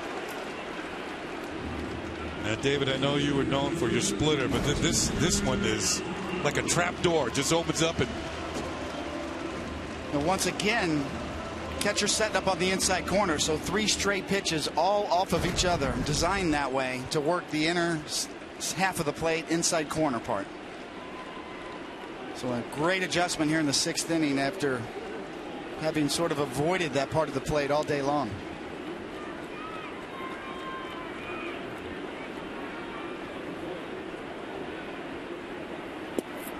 I'm curious, David, how long did it take you to learn the splitter and perfect it?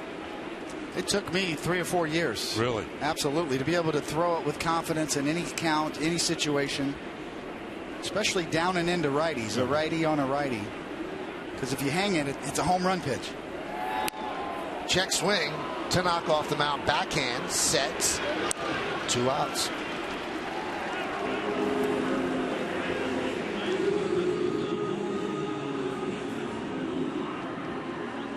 Now, did you feel your arm feel any different once you started throwing it? I think it's similar to what we've seen from Nathan Eovaldi this year. It's sort of all of a sudden the light bulb goes on and you just start cutting it loose and trusting it. And really finish the splitter. Any off-speed pitch, whether it's a changeup or a splitter, you really kind of tug on it right at the release point and really trust it and roll your wrist over instead of push it. If you're a little tentative, you tend to push it. There's a strike to Pilar. The minute you just start throwing it as hard as you can, that splitter, and trusting it like we've seen Eovaldi do, that's when it starts to get going good. That's when you start to get swings and misses and your velocity increases on it. Popped up. Bird with a long run in foul territory. Plenty of room. Can't get there. Kind of took a circuitous route to that. A lot of that is not knowing the ballpark. Unfamiliar with the amount of room that you have. He had a few more steps to go. And as Michael said, he kind of went one way and then the other. Looked like he was trying to shake a defensive back. And he didn't come up with it.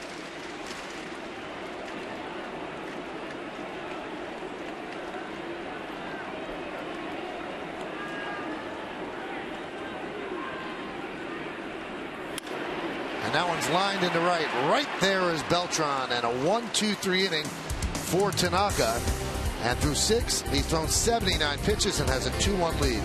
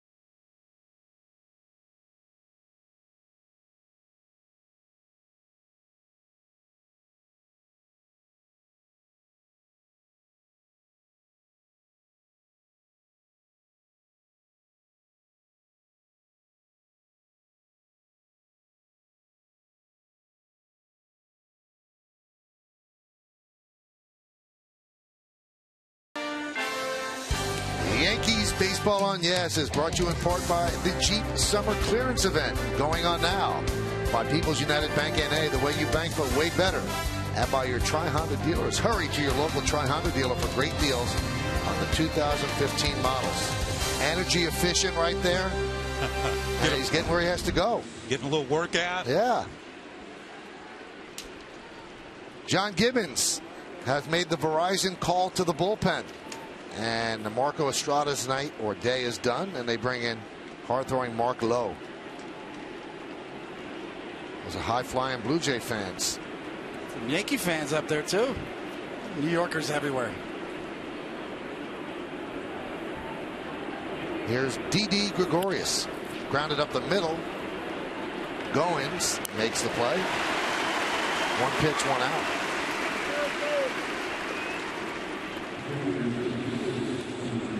Now, for those of you that keep track of such things, that was not a lost challenge on the Bird foul home run, because you can ask umpires to take a look at home runs, whether they cleared the wall or not, and whether they're fair or foul, and it's not considered a challenge. You can ask the umpire to look, and they will agree to look.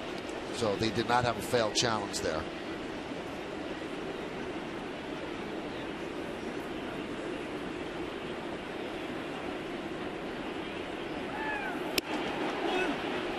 Murphy takes outside.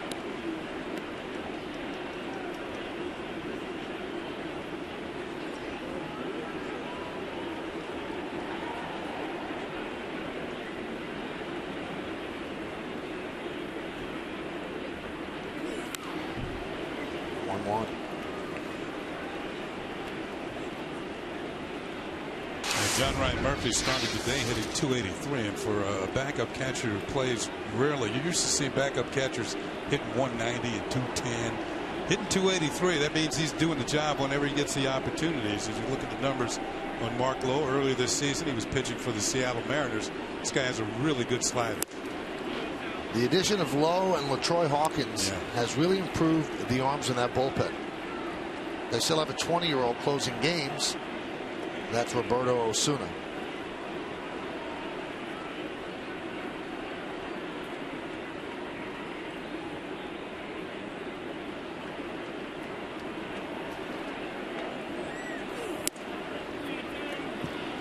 Three and one on Murphy.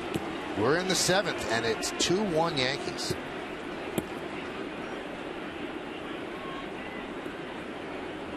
Mark Lowe was in the middle of a career year in Seattle this year. In 34 games, he had a 1.0 ERA. Bit of a rough Blue Jay start here. 97 right by him. He's got quality stuff. As Kenny said, a power slider to go with a well above average fastball. His fifth game with the Jays, and he touched up a little bit. He's given up 3 earned runs. I think all 3 of those came in his first game. He was just off the airplane and he came in a ball game. Yes.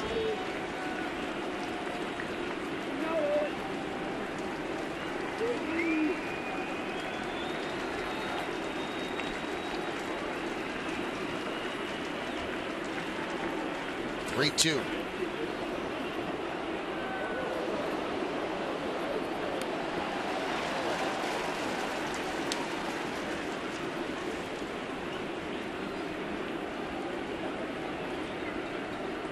If you think about the Blue Jays and that trade deadline week leading up to it, it was like a Christmas shopping list. They checked off everything they wanted. This guy, no small piece. Fly ball right field, drifting back Bautista. 2 outs.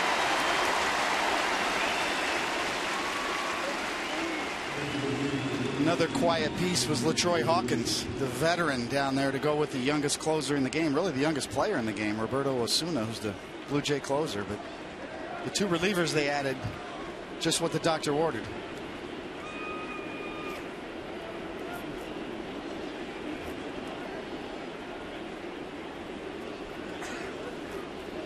Here's Stephen Drew. He's 0 for 2. Struck out looking and grounded to short.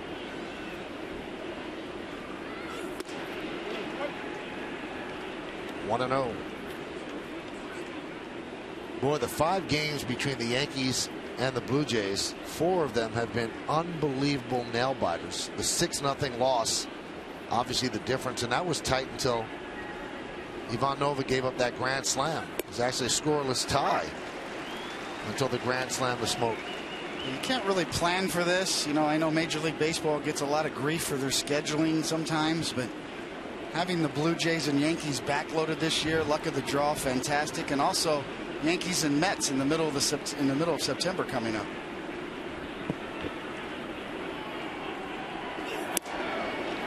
That Yankee-Met series could mean so much for both teams. Right now, they're both in tight pennant races. And last fastball at 99 miles an hour off the arm of Mark Lowe. I wonder why teams trade guys like this.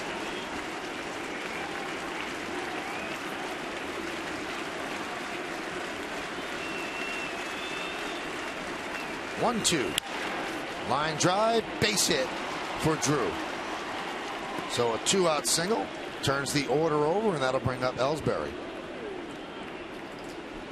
I'm not sure if Drew was complaining about that previous strike, but it was a strike, so the better option, go ahead and get the bat head out and swing at that same pitch, and that he does, and hits a bullet. Previous pitch, because the catcher set up outside, makes this pitch look more in than it is, as it takes the glove off the plate in, but that got the inside corner.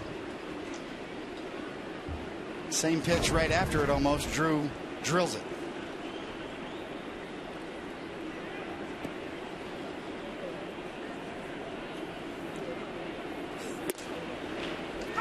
.98 for a strike. Yeah, you can hear the pop of Navarro's glove all the way up here.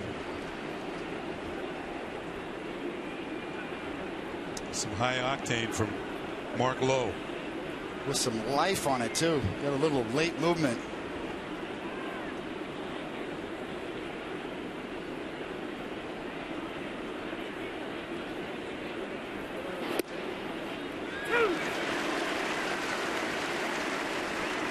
And 2.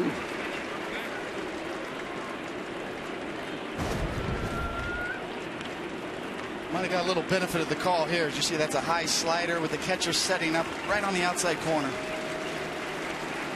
A little bit up and away, as Ellsbury thinks so too, as he shakes his head.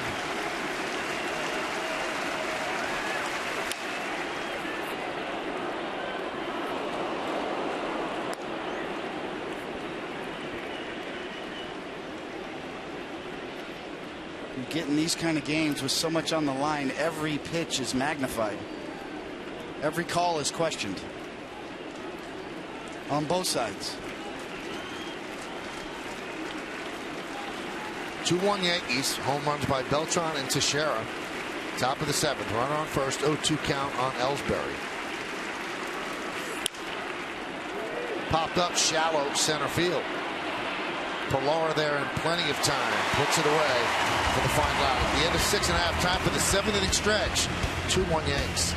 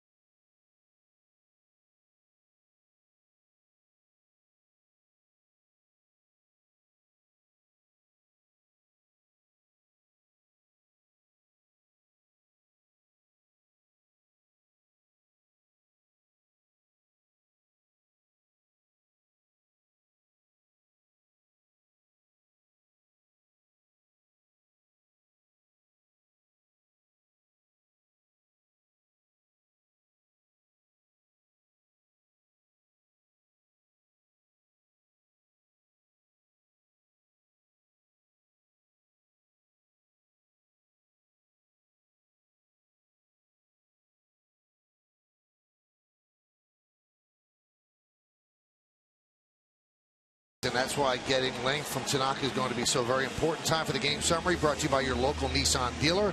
2 4-0 Yanks, 1 4-0 for the Blue Jays. Beltran and Teixeira solo home runs. That's the Yankees scoring.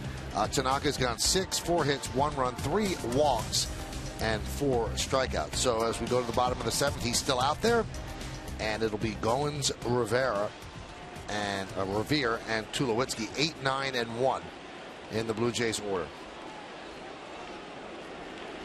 This will be pitch number 80, and it's a strike.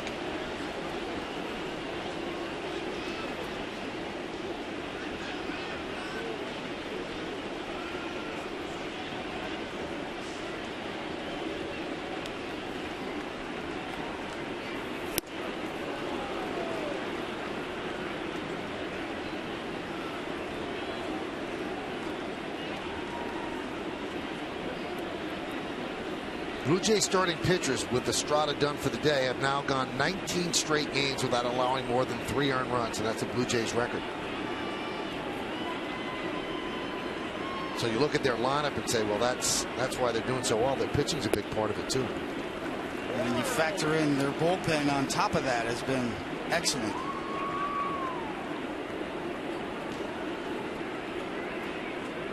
Up until last night, I think the bullpen had 25 straight scoreless innings.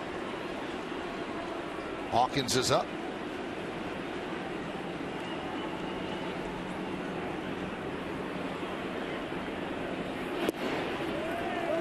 Two and 2 on Goins. Goins started the trouble in the 5th when he worked a walk against Tanaka. That walk, Revere's single, and a walk to Tulowitzki. Bases loaded, nobody out. Donaldson swung at a 2-0 pitch and hit a fly ball to left, sac fly. Then Bautista struck out, and Encarnacion kind of a humpback liner, and it was caught by Drew. So just 1 run, bases loaded, nobody out. Swing and a miss. Goins down on strikes. Strikeout number 5 for Tanaka, and once again, it's his amazing split finger fastball. You can see the Goins right over the top. It looks pretty good till it gets about 6 foot or so away from home plate. Then it just dives straight down. Yeah, that's the key, is the velocity on that pitch. And the harder you throw it, the later the movement happens. Hitter commits, movement happens.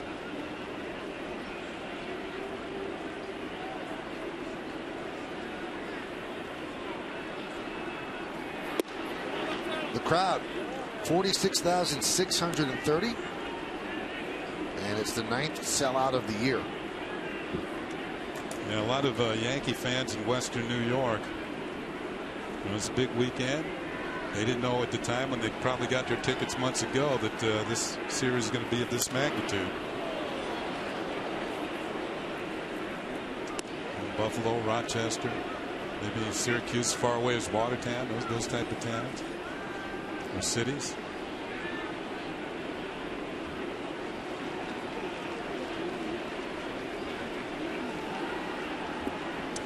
Of course, thank those fans who are watching on Yes right now in those cities.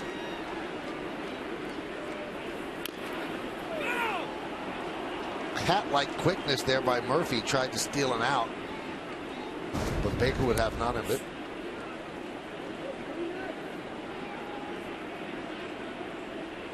That's hard to do. I mean, the swing was so late. The foul ball went straight down behind home plate. That's what you call taking it out of the glove. A hitter swinging so late, he almost took it right out of the catcher's glove.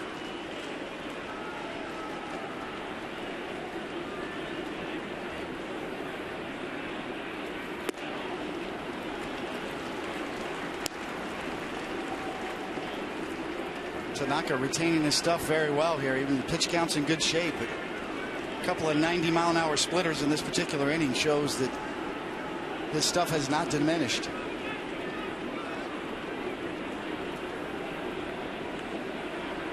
Two. Strike 3. Revere done looking, and he jumps at home plate. He cannot believe the call.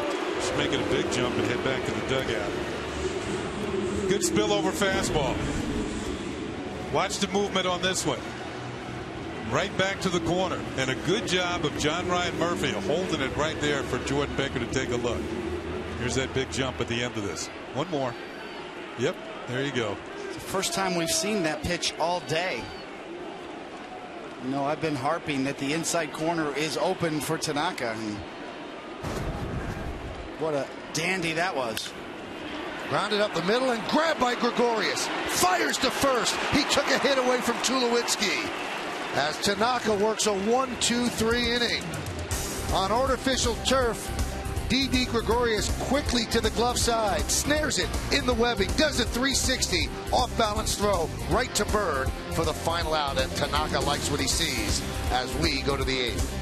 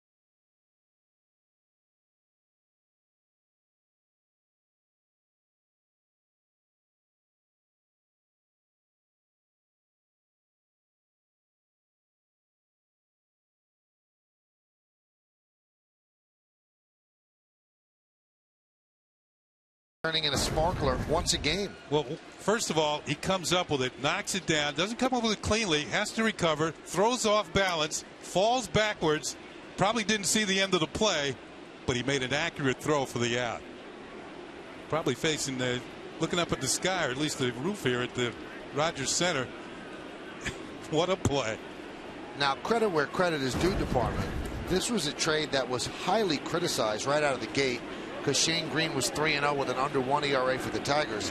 He has really struggled since then. He's been sent down to the minors, and you might have in D.D. Gregorius a shortstop that could be there for the next 10 years. So that's a pretty good deal the way it looks right now, and it was just vilified after 1 month. Yes, scouting department deserves a lot of credit. Brian Cashman, Billy Epler, and Gene Michael too was a big believer in D.D. Gregorius. Hyundai scoreboard 2-1 Yankees. LaTroy Hawkins on in relief. Well, Stick Michael knows his shortstops because that was his position. 42-year-old LaTroy Hawkins. Stick Michael, just one of those guys, you just kind of listen when he talks. LaTroy, another good year. You're younger than him, aren't you, David? Yeah. Well, let's put it this way. LaTroy has now pitched for 11 major league teams as he's come to the. He started out with Minnesota for a number of years, then went to the Cubs, the Giants, the Orioles, Colorado, the Yankees, Houston, Milwaukee, the Dodgers, the Mets, and now the Blue Jays. He actually went to Colorado again, but you don't want to count them twice. He's got all the tricks. He'll quick pitch you, change his delivery a little bit. Got a little Satchel Paige in him. Throw a puffball, grab the rosin bag. How about that? He's got a save against every team. That's what Satchel Paige had. He would grab the rosin bag, get his hand full of rosin, and throw the baseball, and a poof of smoke would come out behind it. Yeah, Gaylord Perry would do that too, among other things.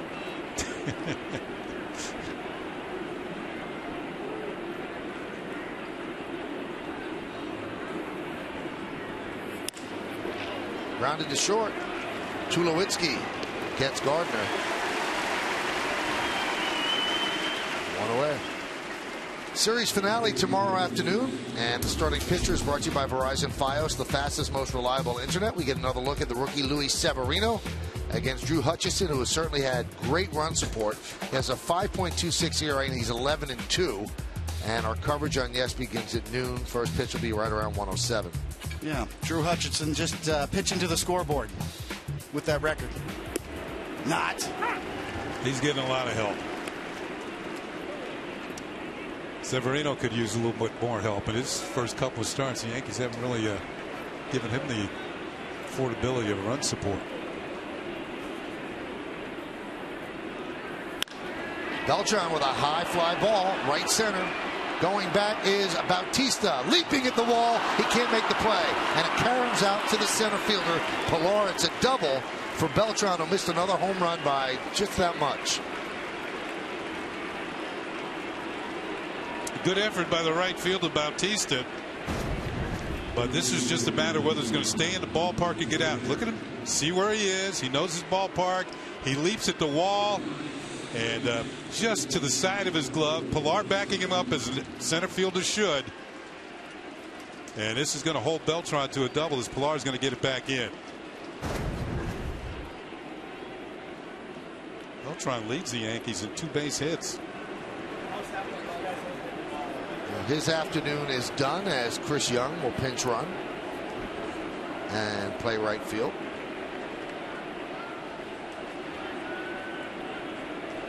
There's Mark Teixeira. He's the difference in this game with his home run in the 6th. Broke a 1-1 tie. Well, Michael, earlier you made reference to the gluten-free diet that Teixeira's on. It certainly must be working for him. He's in great shape. Yeah.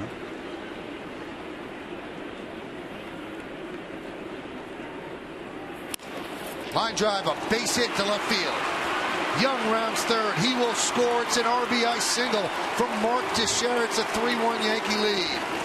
Well, that gluten-free diet continues to work, at least here this afternoon. Personally, I go for the gluten-free. I try and stay away from overdoing it.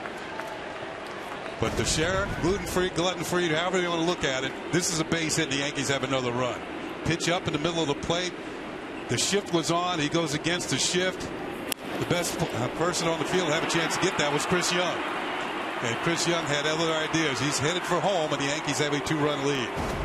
Kenny, it looked to me he was really trying to hit that hole. We've heard all the talk of Teixeira saying, no, I'm going to play my game. I'm a power hitter. This swing, definitely, in my mind, will ask him. He blocked it off? He's trying to do this. How often have you seen Teixeira swing the bat like that? You got to ask him. RBI sitting out there late in the game. He clearly was trying to get inside that ball with his hands. There's a strike to Headley. Headley walked in the 6th. So he has now reached base safely in each of his last 22 games.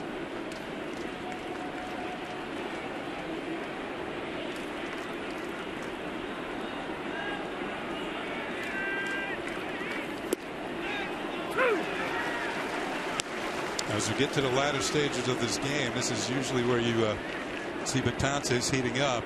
But if you look out there right now, looks pretty quiet out there.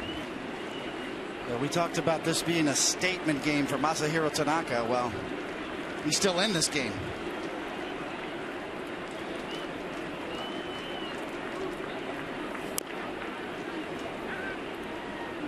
Still 1-2.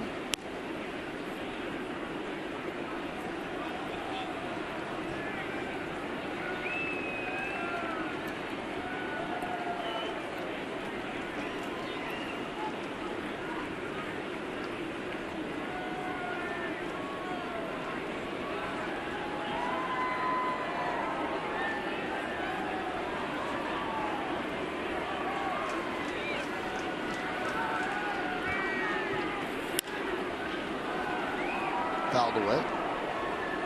It's one of the benefits you would think, Michael, is with Tanaka and all the extra rest and the conditioning in Japan, pitching once a week, the Sunday no-mo sort of a thing.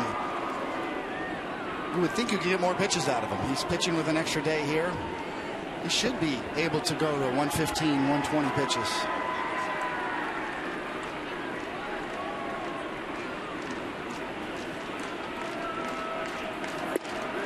Strike 3, Headley down looking.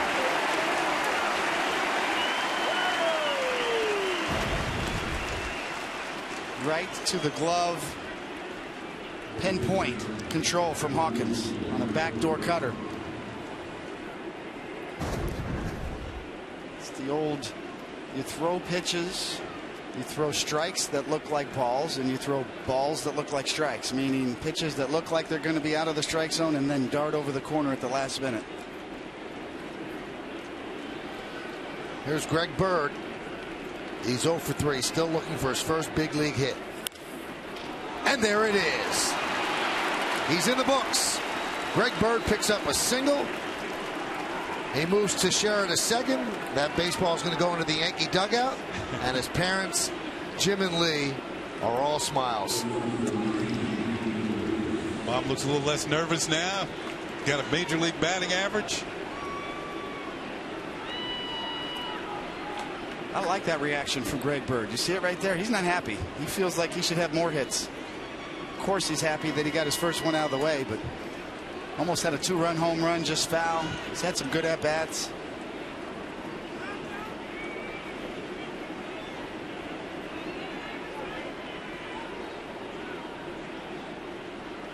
Here's Gregorius, 1-0.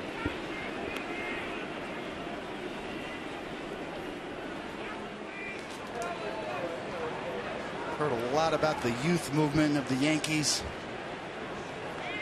Brian Cashman, the general manager, getting a lot of grief for not making any moves at the trade deadline.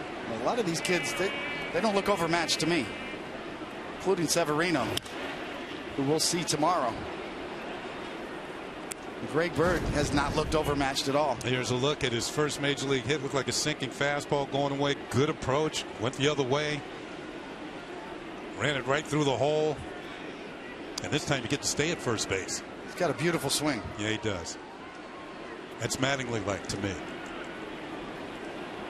I hate to say that, though. Yeah, but it is. It's Mattingly-like.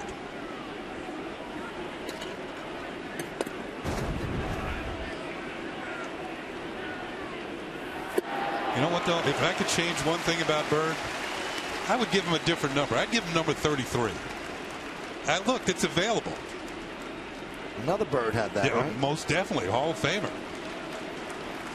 Now, is my math off, or could LaTroy Hawkins have also pitched to Mattingly since Bird has a Mattingly swing? Has been around that long? Quite, well, we have to look it up. 95 maybe? Could be. 95 was his first year. Well, there you go. Indeed. 1-2. 2-2. He appeared in 6 games for the Minnesota Twins, 27 innings. And there's the first hit. Mom and Dad. Yeah. There you go.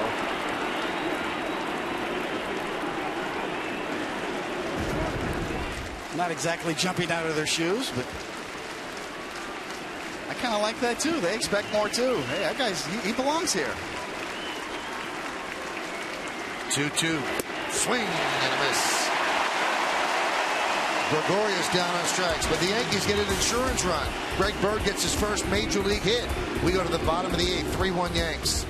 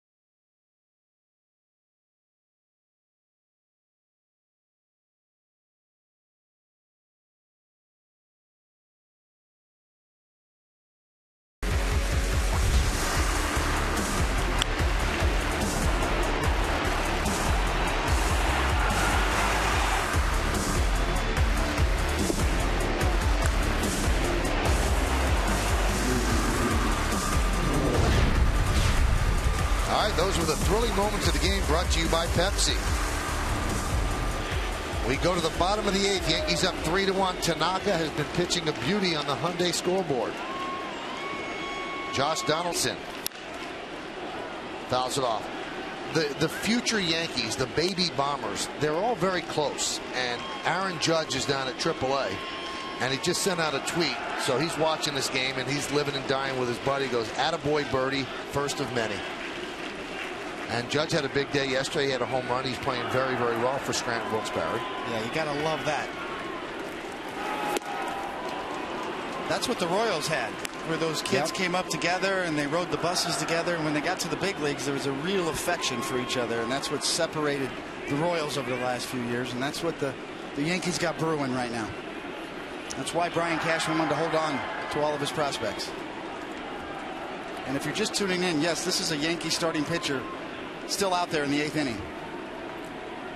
The 0-2 missed inside. And he's trying to navigate this lineup for the 4th time.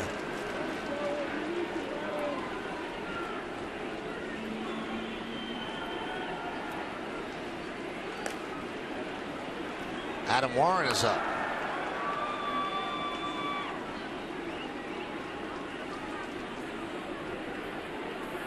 Swing and a miss. Donaldson down on strikes. 94 miles an hour on his 94th pitch. Strikeout number 7. Reaching back for a little bit extra. Donaldson not only late, couldn't get on top of it. Blue Bayou. Also, we got confirmation, Kenny. Yeah. Mattingly never faced Hawkins in 95. Yeah, I heard so that storyline gets untied. Here's Bautista. Pitch outside.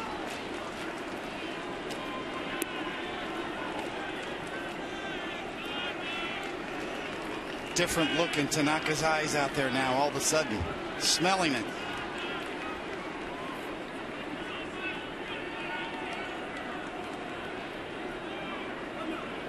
And another tweet from one of the baby Bombers, Rob Refsnyder. Congrats to Greg Bird! Exclamation point. Awesome. So they're all sitting around watching as their buddy gets his first big league hit. Refsnyder's already done that this year. Tough hop, but fielded by Headley. Meanwhile, those Scranton Wilkes-Barre team is 17 games over 500. They're playing some pretty good baseball. But if you keep taking the Severinos and the Birds away, that's not going to help.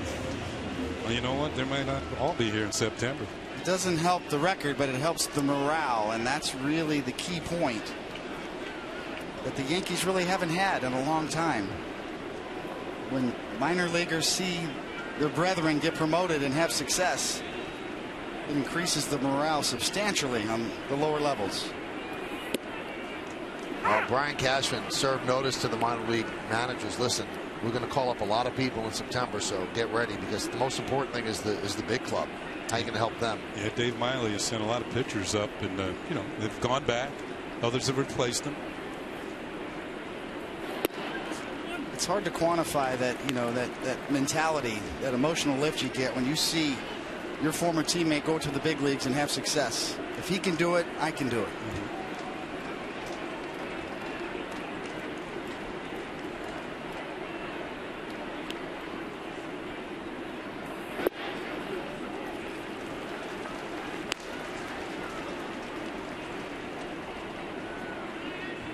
Pitch number 100 coming. 2 outs in the 8th. That's pretty efficient.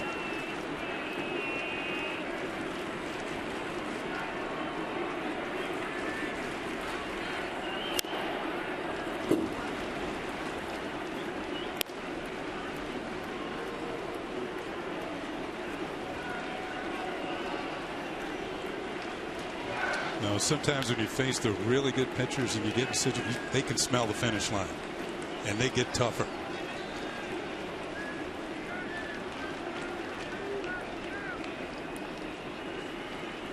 Two.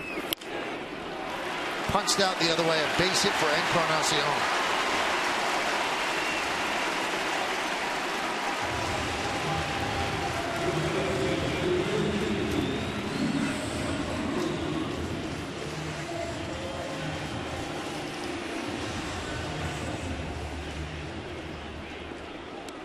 Warren's ready if needed.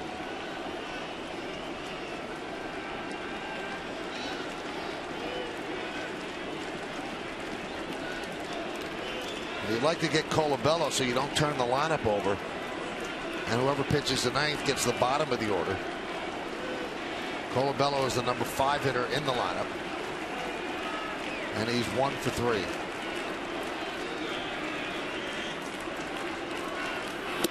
Swing and a miss.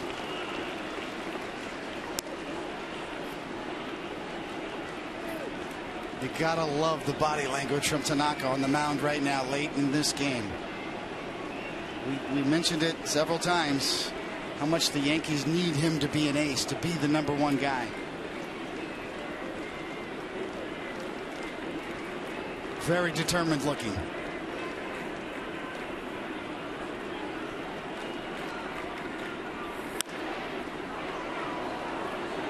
That's why they call it Tanaka time.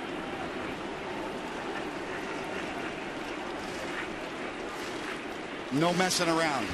This is my game. Don't even look at the bullpen and see who's warming up. Don't look in the dugout. I got this one.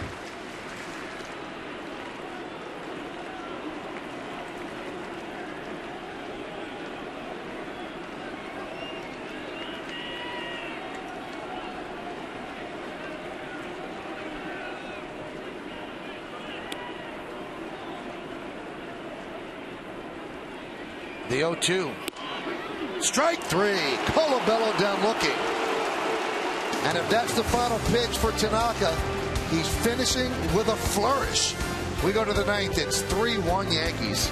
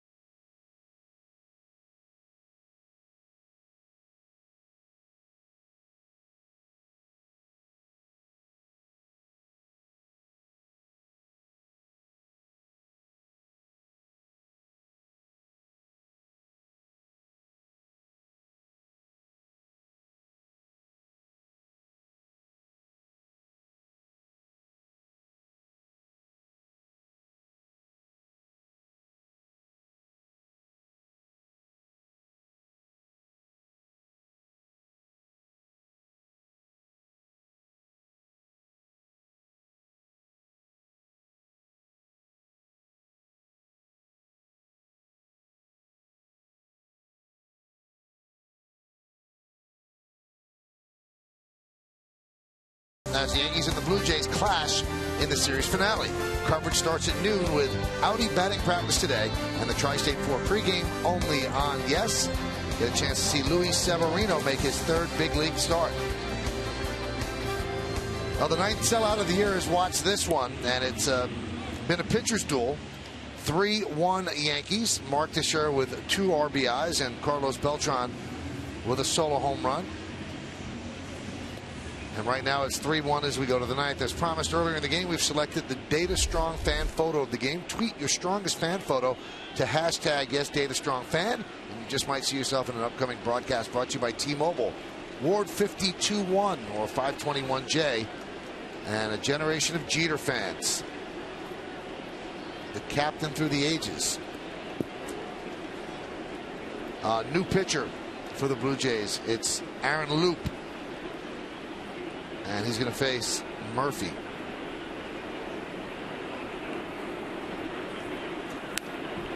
Foul back.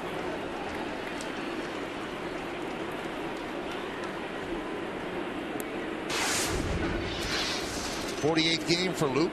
38 hits and 35 2/3, more than a strikeout per inning and just 6 walks. Don't let the ERA fool you. He's still very tough on lefties and a strikeout lefty. See those 40 strikeouts in 35 2/3 innings. It's kind of been all or nothing lately for him. He's been giving up a lot. 9 earned runs his last 10 innings. It's over 17 games. And the batters are hitting .375 against him, but he's also struck out 16 batters. They sat him down for a while. They actually didn't use him and had him work on the side, go over video, and try and straighten himself out. He was out in the bullpen, never got his number called. It's going to be a different role for him down the stretch. It's going to be more of a specialized lefty. Ripped into left field. Revere cannot get there. It gets past him and it goes to the wall as Murphy picks up a leadoff double off of Loop. Well, you go back to the second inning, and John Ryan Murphy almost got one to the gap, and Revere ran it down, but he couldn't get this one. This one was more on a line drive, and Revere didn't have time to get there. This is a rope to the gap in left center field. Pitches right down the Broadway. Murphy swung the bat well today, Kenny. You're right. He has. He's finally got something to show for it.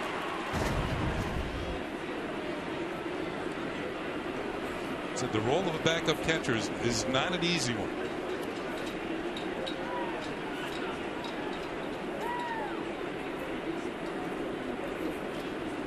Here's Stephen Drew. He picked up a hit his last time up. He's 1 for 3. He's 4 for 15 so far on the road trip. They're expecting a bunt, and he takes low. Very tough situation here. You know, I know old school, yes, let's get him over and get him in, but what about the execution part? How many times has Drew bunted, and how hard is it to bunt off a Loop? Well, a couple of things working, but you got to bunt towards the third baseman. Loop's a left-handed pitcher, so he has a direct throw to third. He has to pivot and turn to make the throw. You're trying to keep the bunt away from the first baseman, Colabella, who's charging anytime you just square rack. This is not a good effort. And you can see Tulowitzki. Yeah, this ball is not comfortable looking at all. Tulowitzki holding John Ryan Murphy at second. Yeah, that was, he's trying to get it to towards Donaldson to make him field it. Very difficult. One of the equations, or the variables, is the execution of the bunt, not whether you should bunt or not. And he bunts it to the third base side. And they just get him at first. So a good bunt by Drew, making Loop field the ball and no throw to Donaldson. You know, he thought about it. Remember I said left-handed pitcher just can throw directly to third base, and he looked as though he might try it. But John Ryan Murphy got a good lead. With take a look at this in Yes Mo on your Mercedes-Benz Tri-State dealer. The bunt not to Donaldson but to the pitcher, Loop. Really felt like Loop gave in right there. Just threw it right there for Drew to bunt. Instead of a wicked slider or trying to get tough, he's already up 0-1, and he just slung it right there for Drew to bunt. The problem was Donaldson was not at the bat. Infield is in for the Blue Jays. Ellsbury at the plate, 1 for 4. Base hit up the middle, 4-1 Yankees. So Ellsbury with a big single gives the Yankees some breathing room as they go to the bottom of the ninth, but still batting here in the top. Yeah, manufactured run by the Yankees here in the ninth inning. Ellsbury's a really good first pitch fastball hitter. He's always ready to swing the bat. Right down the middle, right back up the middle. A double, get him over, and then get him in. And Ellsbury, he takes care of the last part. Get him in.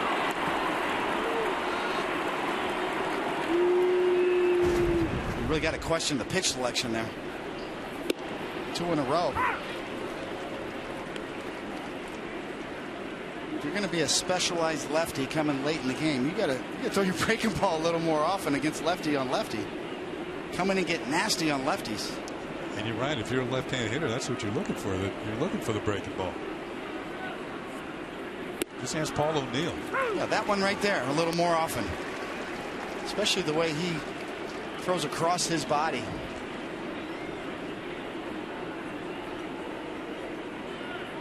Well, with Ellsbury at first, it's interesting to note that the Yankees have not had a stolen base in 19 straight games. And there's a check swing foul ball. The last time they went 20 straight games without stealing a base, you have to go back to August of 1963.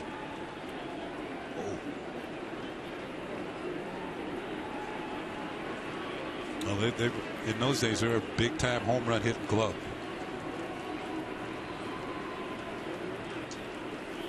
Two seasons prior to that, they set the all-time record for home runs. Roger Maris and Mickey Mantle, 61 and 54 home run. They led the team. 61 and 61. Billy Crystal. I think they had 6 players, or maybe 7, with 20 or more homers. And some of them weren't everyday players. Johnny Blanchard was one of them.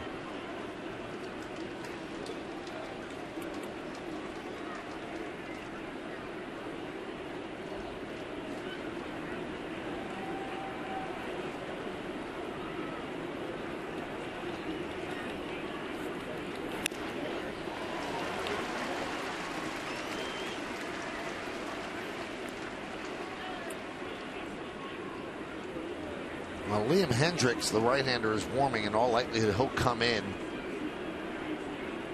to face Chris Young, who's on deck, unless Gardner hits into a double play to end the inning.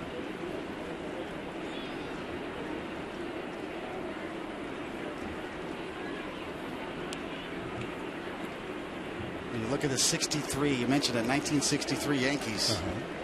Mickey Mantle had an abbreviated season. He was hurt. He only had 213 plate appearances. Elston Howard was the best player on that team. 28 homers, 287 average. Grounded to third.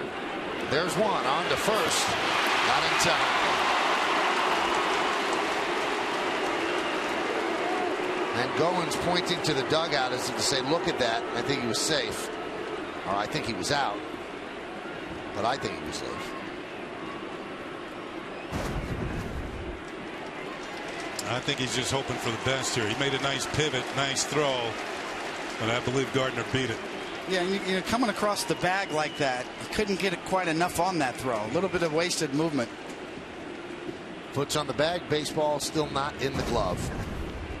So John Gibbons will go to the bullpen. He'll bring in the right-hander Liam Hendricks to face Chris Young with a runner on first and 2 outs. Yankees lead 4-1.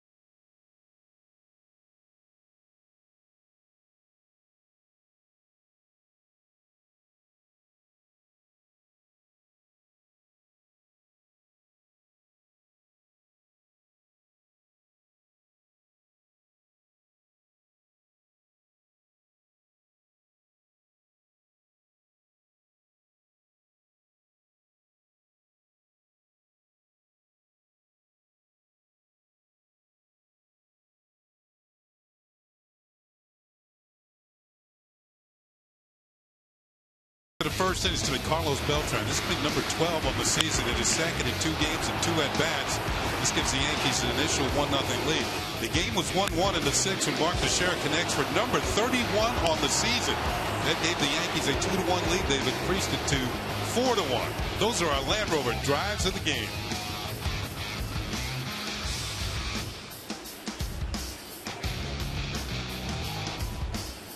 Well, the Blue Jays go to their 5th pitcher, Liam Hendricks, the right-hander. He'll face Chris Young, who pinch ran for Carlos Beltran in the 8th and scored a run on Teixeira's single. 39th game for Hendricks, 51 strikeouts, and just 6 walks in 48 1/3 innings.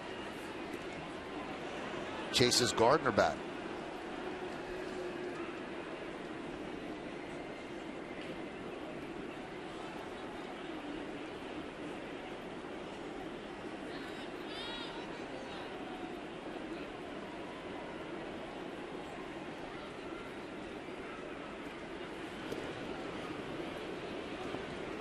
I'm curious, Michael. You know, we haven't really talked about it, but I don't really see anybody warming up in the Yankees bullpen. If you ever they're going to pick a day to run Tanaka back out there and try to get a complete game, today's the day. Yep. He's had 104 pitches. That's my vote. Run him back out there. Well, Adam Warren was warming. Right now, there's nobody standing except for Gary Tuck, the bullpen coach. He's not going to pitch. He's not coming in.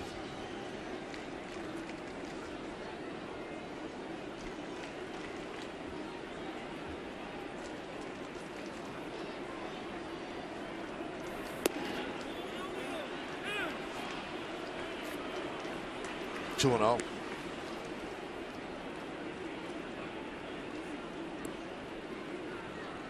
Well, you might be thinking Gardner might try and get himself into scoring position. Let's note that Navarro's thrown out 6 of the last 7 who've attempted to steal.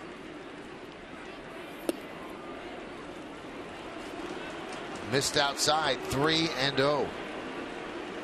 He's not going to think about it now because he might just be able to stroll down the second on a base on balls.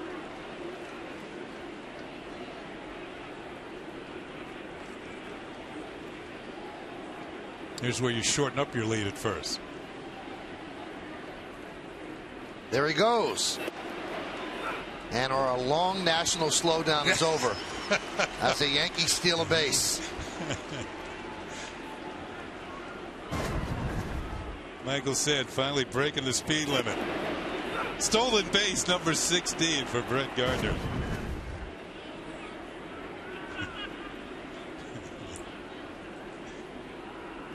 On a 3-0 pitch, no less.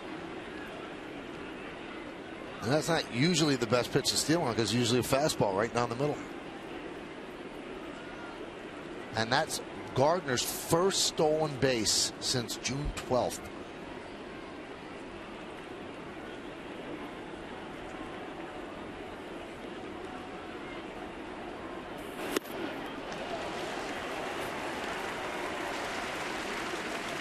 Kind of one of those situations, you know, obviously with Carlos Beltran, every single time the Yankees have a lead, he's going to be replaced in the late innings for defensive purposes, but this is his spot.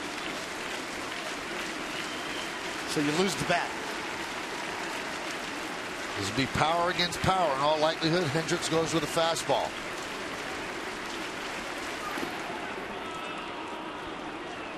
And it's in the dirt as Gardner moves to third.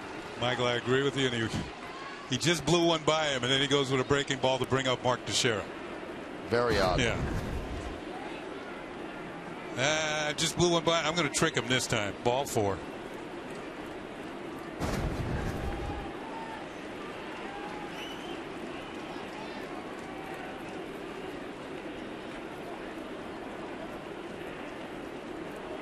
So here's Teixeira. He's had a big day for the Yankees. A home run that gave him a 2-1 lead. A single that made it 3-1. He's 2 for 3 with a walk.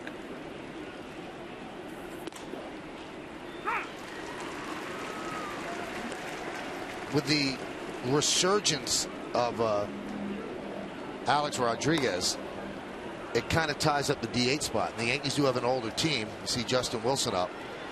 This is a nice half day off for Mark Teixeira, and he's certainly taken advantage of being off his feet, playing the field. But A-Rod is your DH, and they've kind of come to the conclusion he can't play defense this year. Yeah, that's a great point. And you can kind of see the formula for Greg Bird is this rotating part-time piece to give Teixeira a half a day here and there. Maybe Alex a day here and there.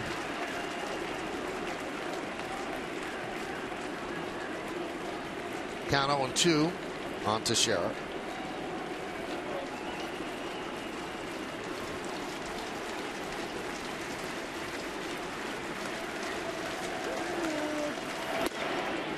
One and two.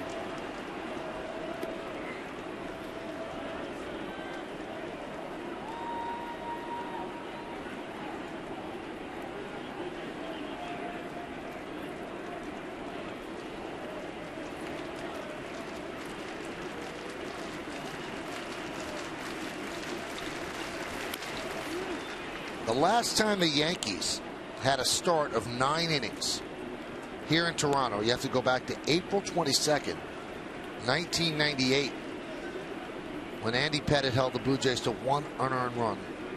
And the Yankees beat a pitcher by the name of Roger Clemens in one of his Cy Young Award years here in Toronto.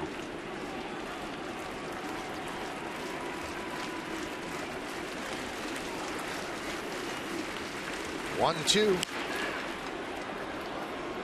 If you look at it, I mean, these numbers are stark, and everybody's heard it. Teixeira is battling here.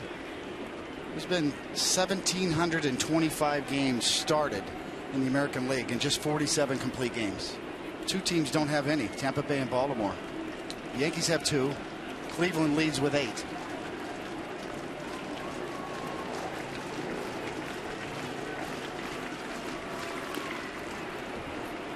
Stays alive.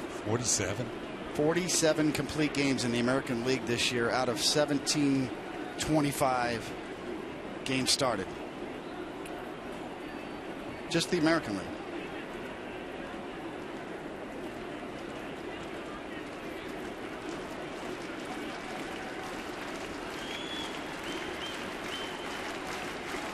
One, two. Swing and a miss. Teixeira down on strikes.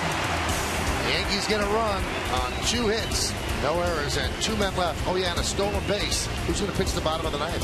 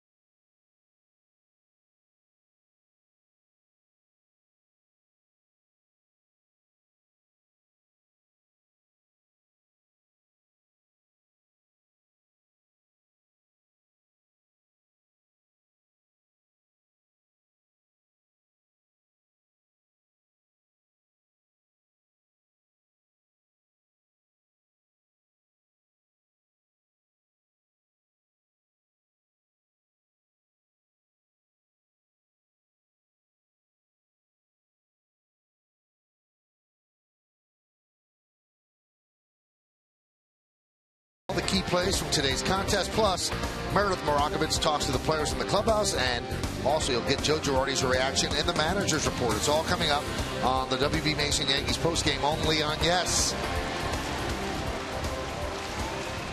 Yes, indeed. I love it.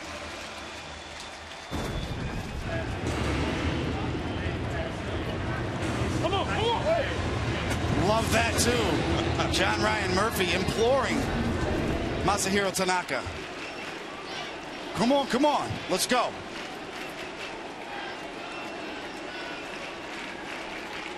Tanaka deals to Navarro. Joe Girardi said yesterday that you could make the case and make it easily that this is the biggest start that Tanaka's had for the New York Yankees, and he has come up aces as the ace of the staff. Let's see if he finishes it off here in the 9th. Fly ball, left field. Gardner drifts back. This one away. This copyrighted telecast presented by authority of the New York Yankees and may not be reproduced or retransmitted in any form, and the accounts and descriptions of this game may not be disseminated without the express written consent of the New York Yankees.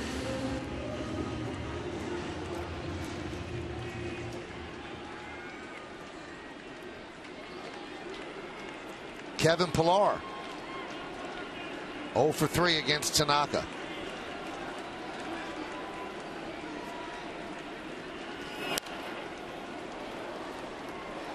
.93 miles an hour.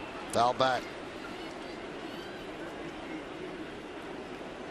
This is, in my opinion, Michael, where the old school, this is about the eye test. This isn't about number of pitches or innings or any limits or elbows. It's about what you see with your eyes on the bench. Well, the Yankees have made a couple of changes defensively. Of course, Chris Young stayed in the game in right field, but Mark Teixeira now playing first base. So if there are extra innings, the Yankees would lose the DH. So you will now put Tanaka into Greg Bird's spot, the 6th spot in the order.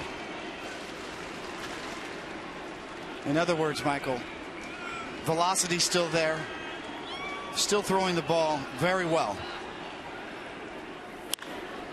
Grounded to Headley, gobbles it up, the long throw, and the Blue Jays are down to their final out. The one thing all major league teams talk about is, as you see Girardi, just making sure, probably telling Wilson exactly what his role will be if a runner gets on. But when I say the eye test, I mean, what do you see? Who cares how many pitches he has? He's got an extra day's rest. Well, the Yankees only have 2 complete games this year. Pineda has 1 and Sabathia has 1. And Goins has 1 strike, 0-1. Goins 0 for 2 with a walk, and he scored the only run for the Blue Jays. That came in the 5th inning. Then the bases loaded, nobody out. They managed just 1 run. That was the threat against Tanaka. The 0-1.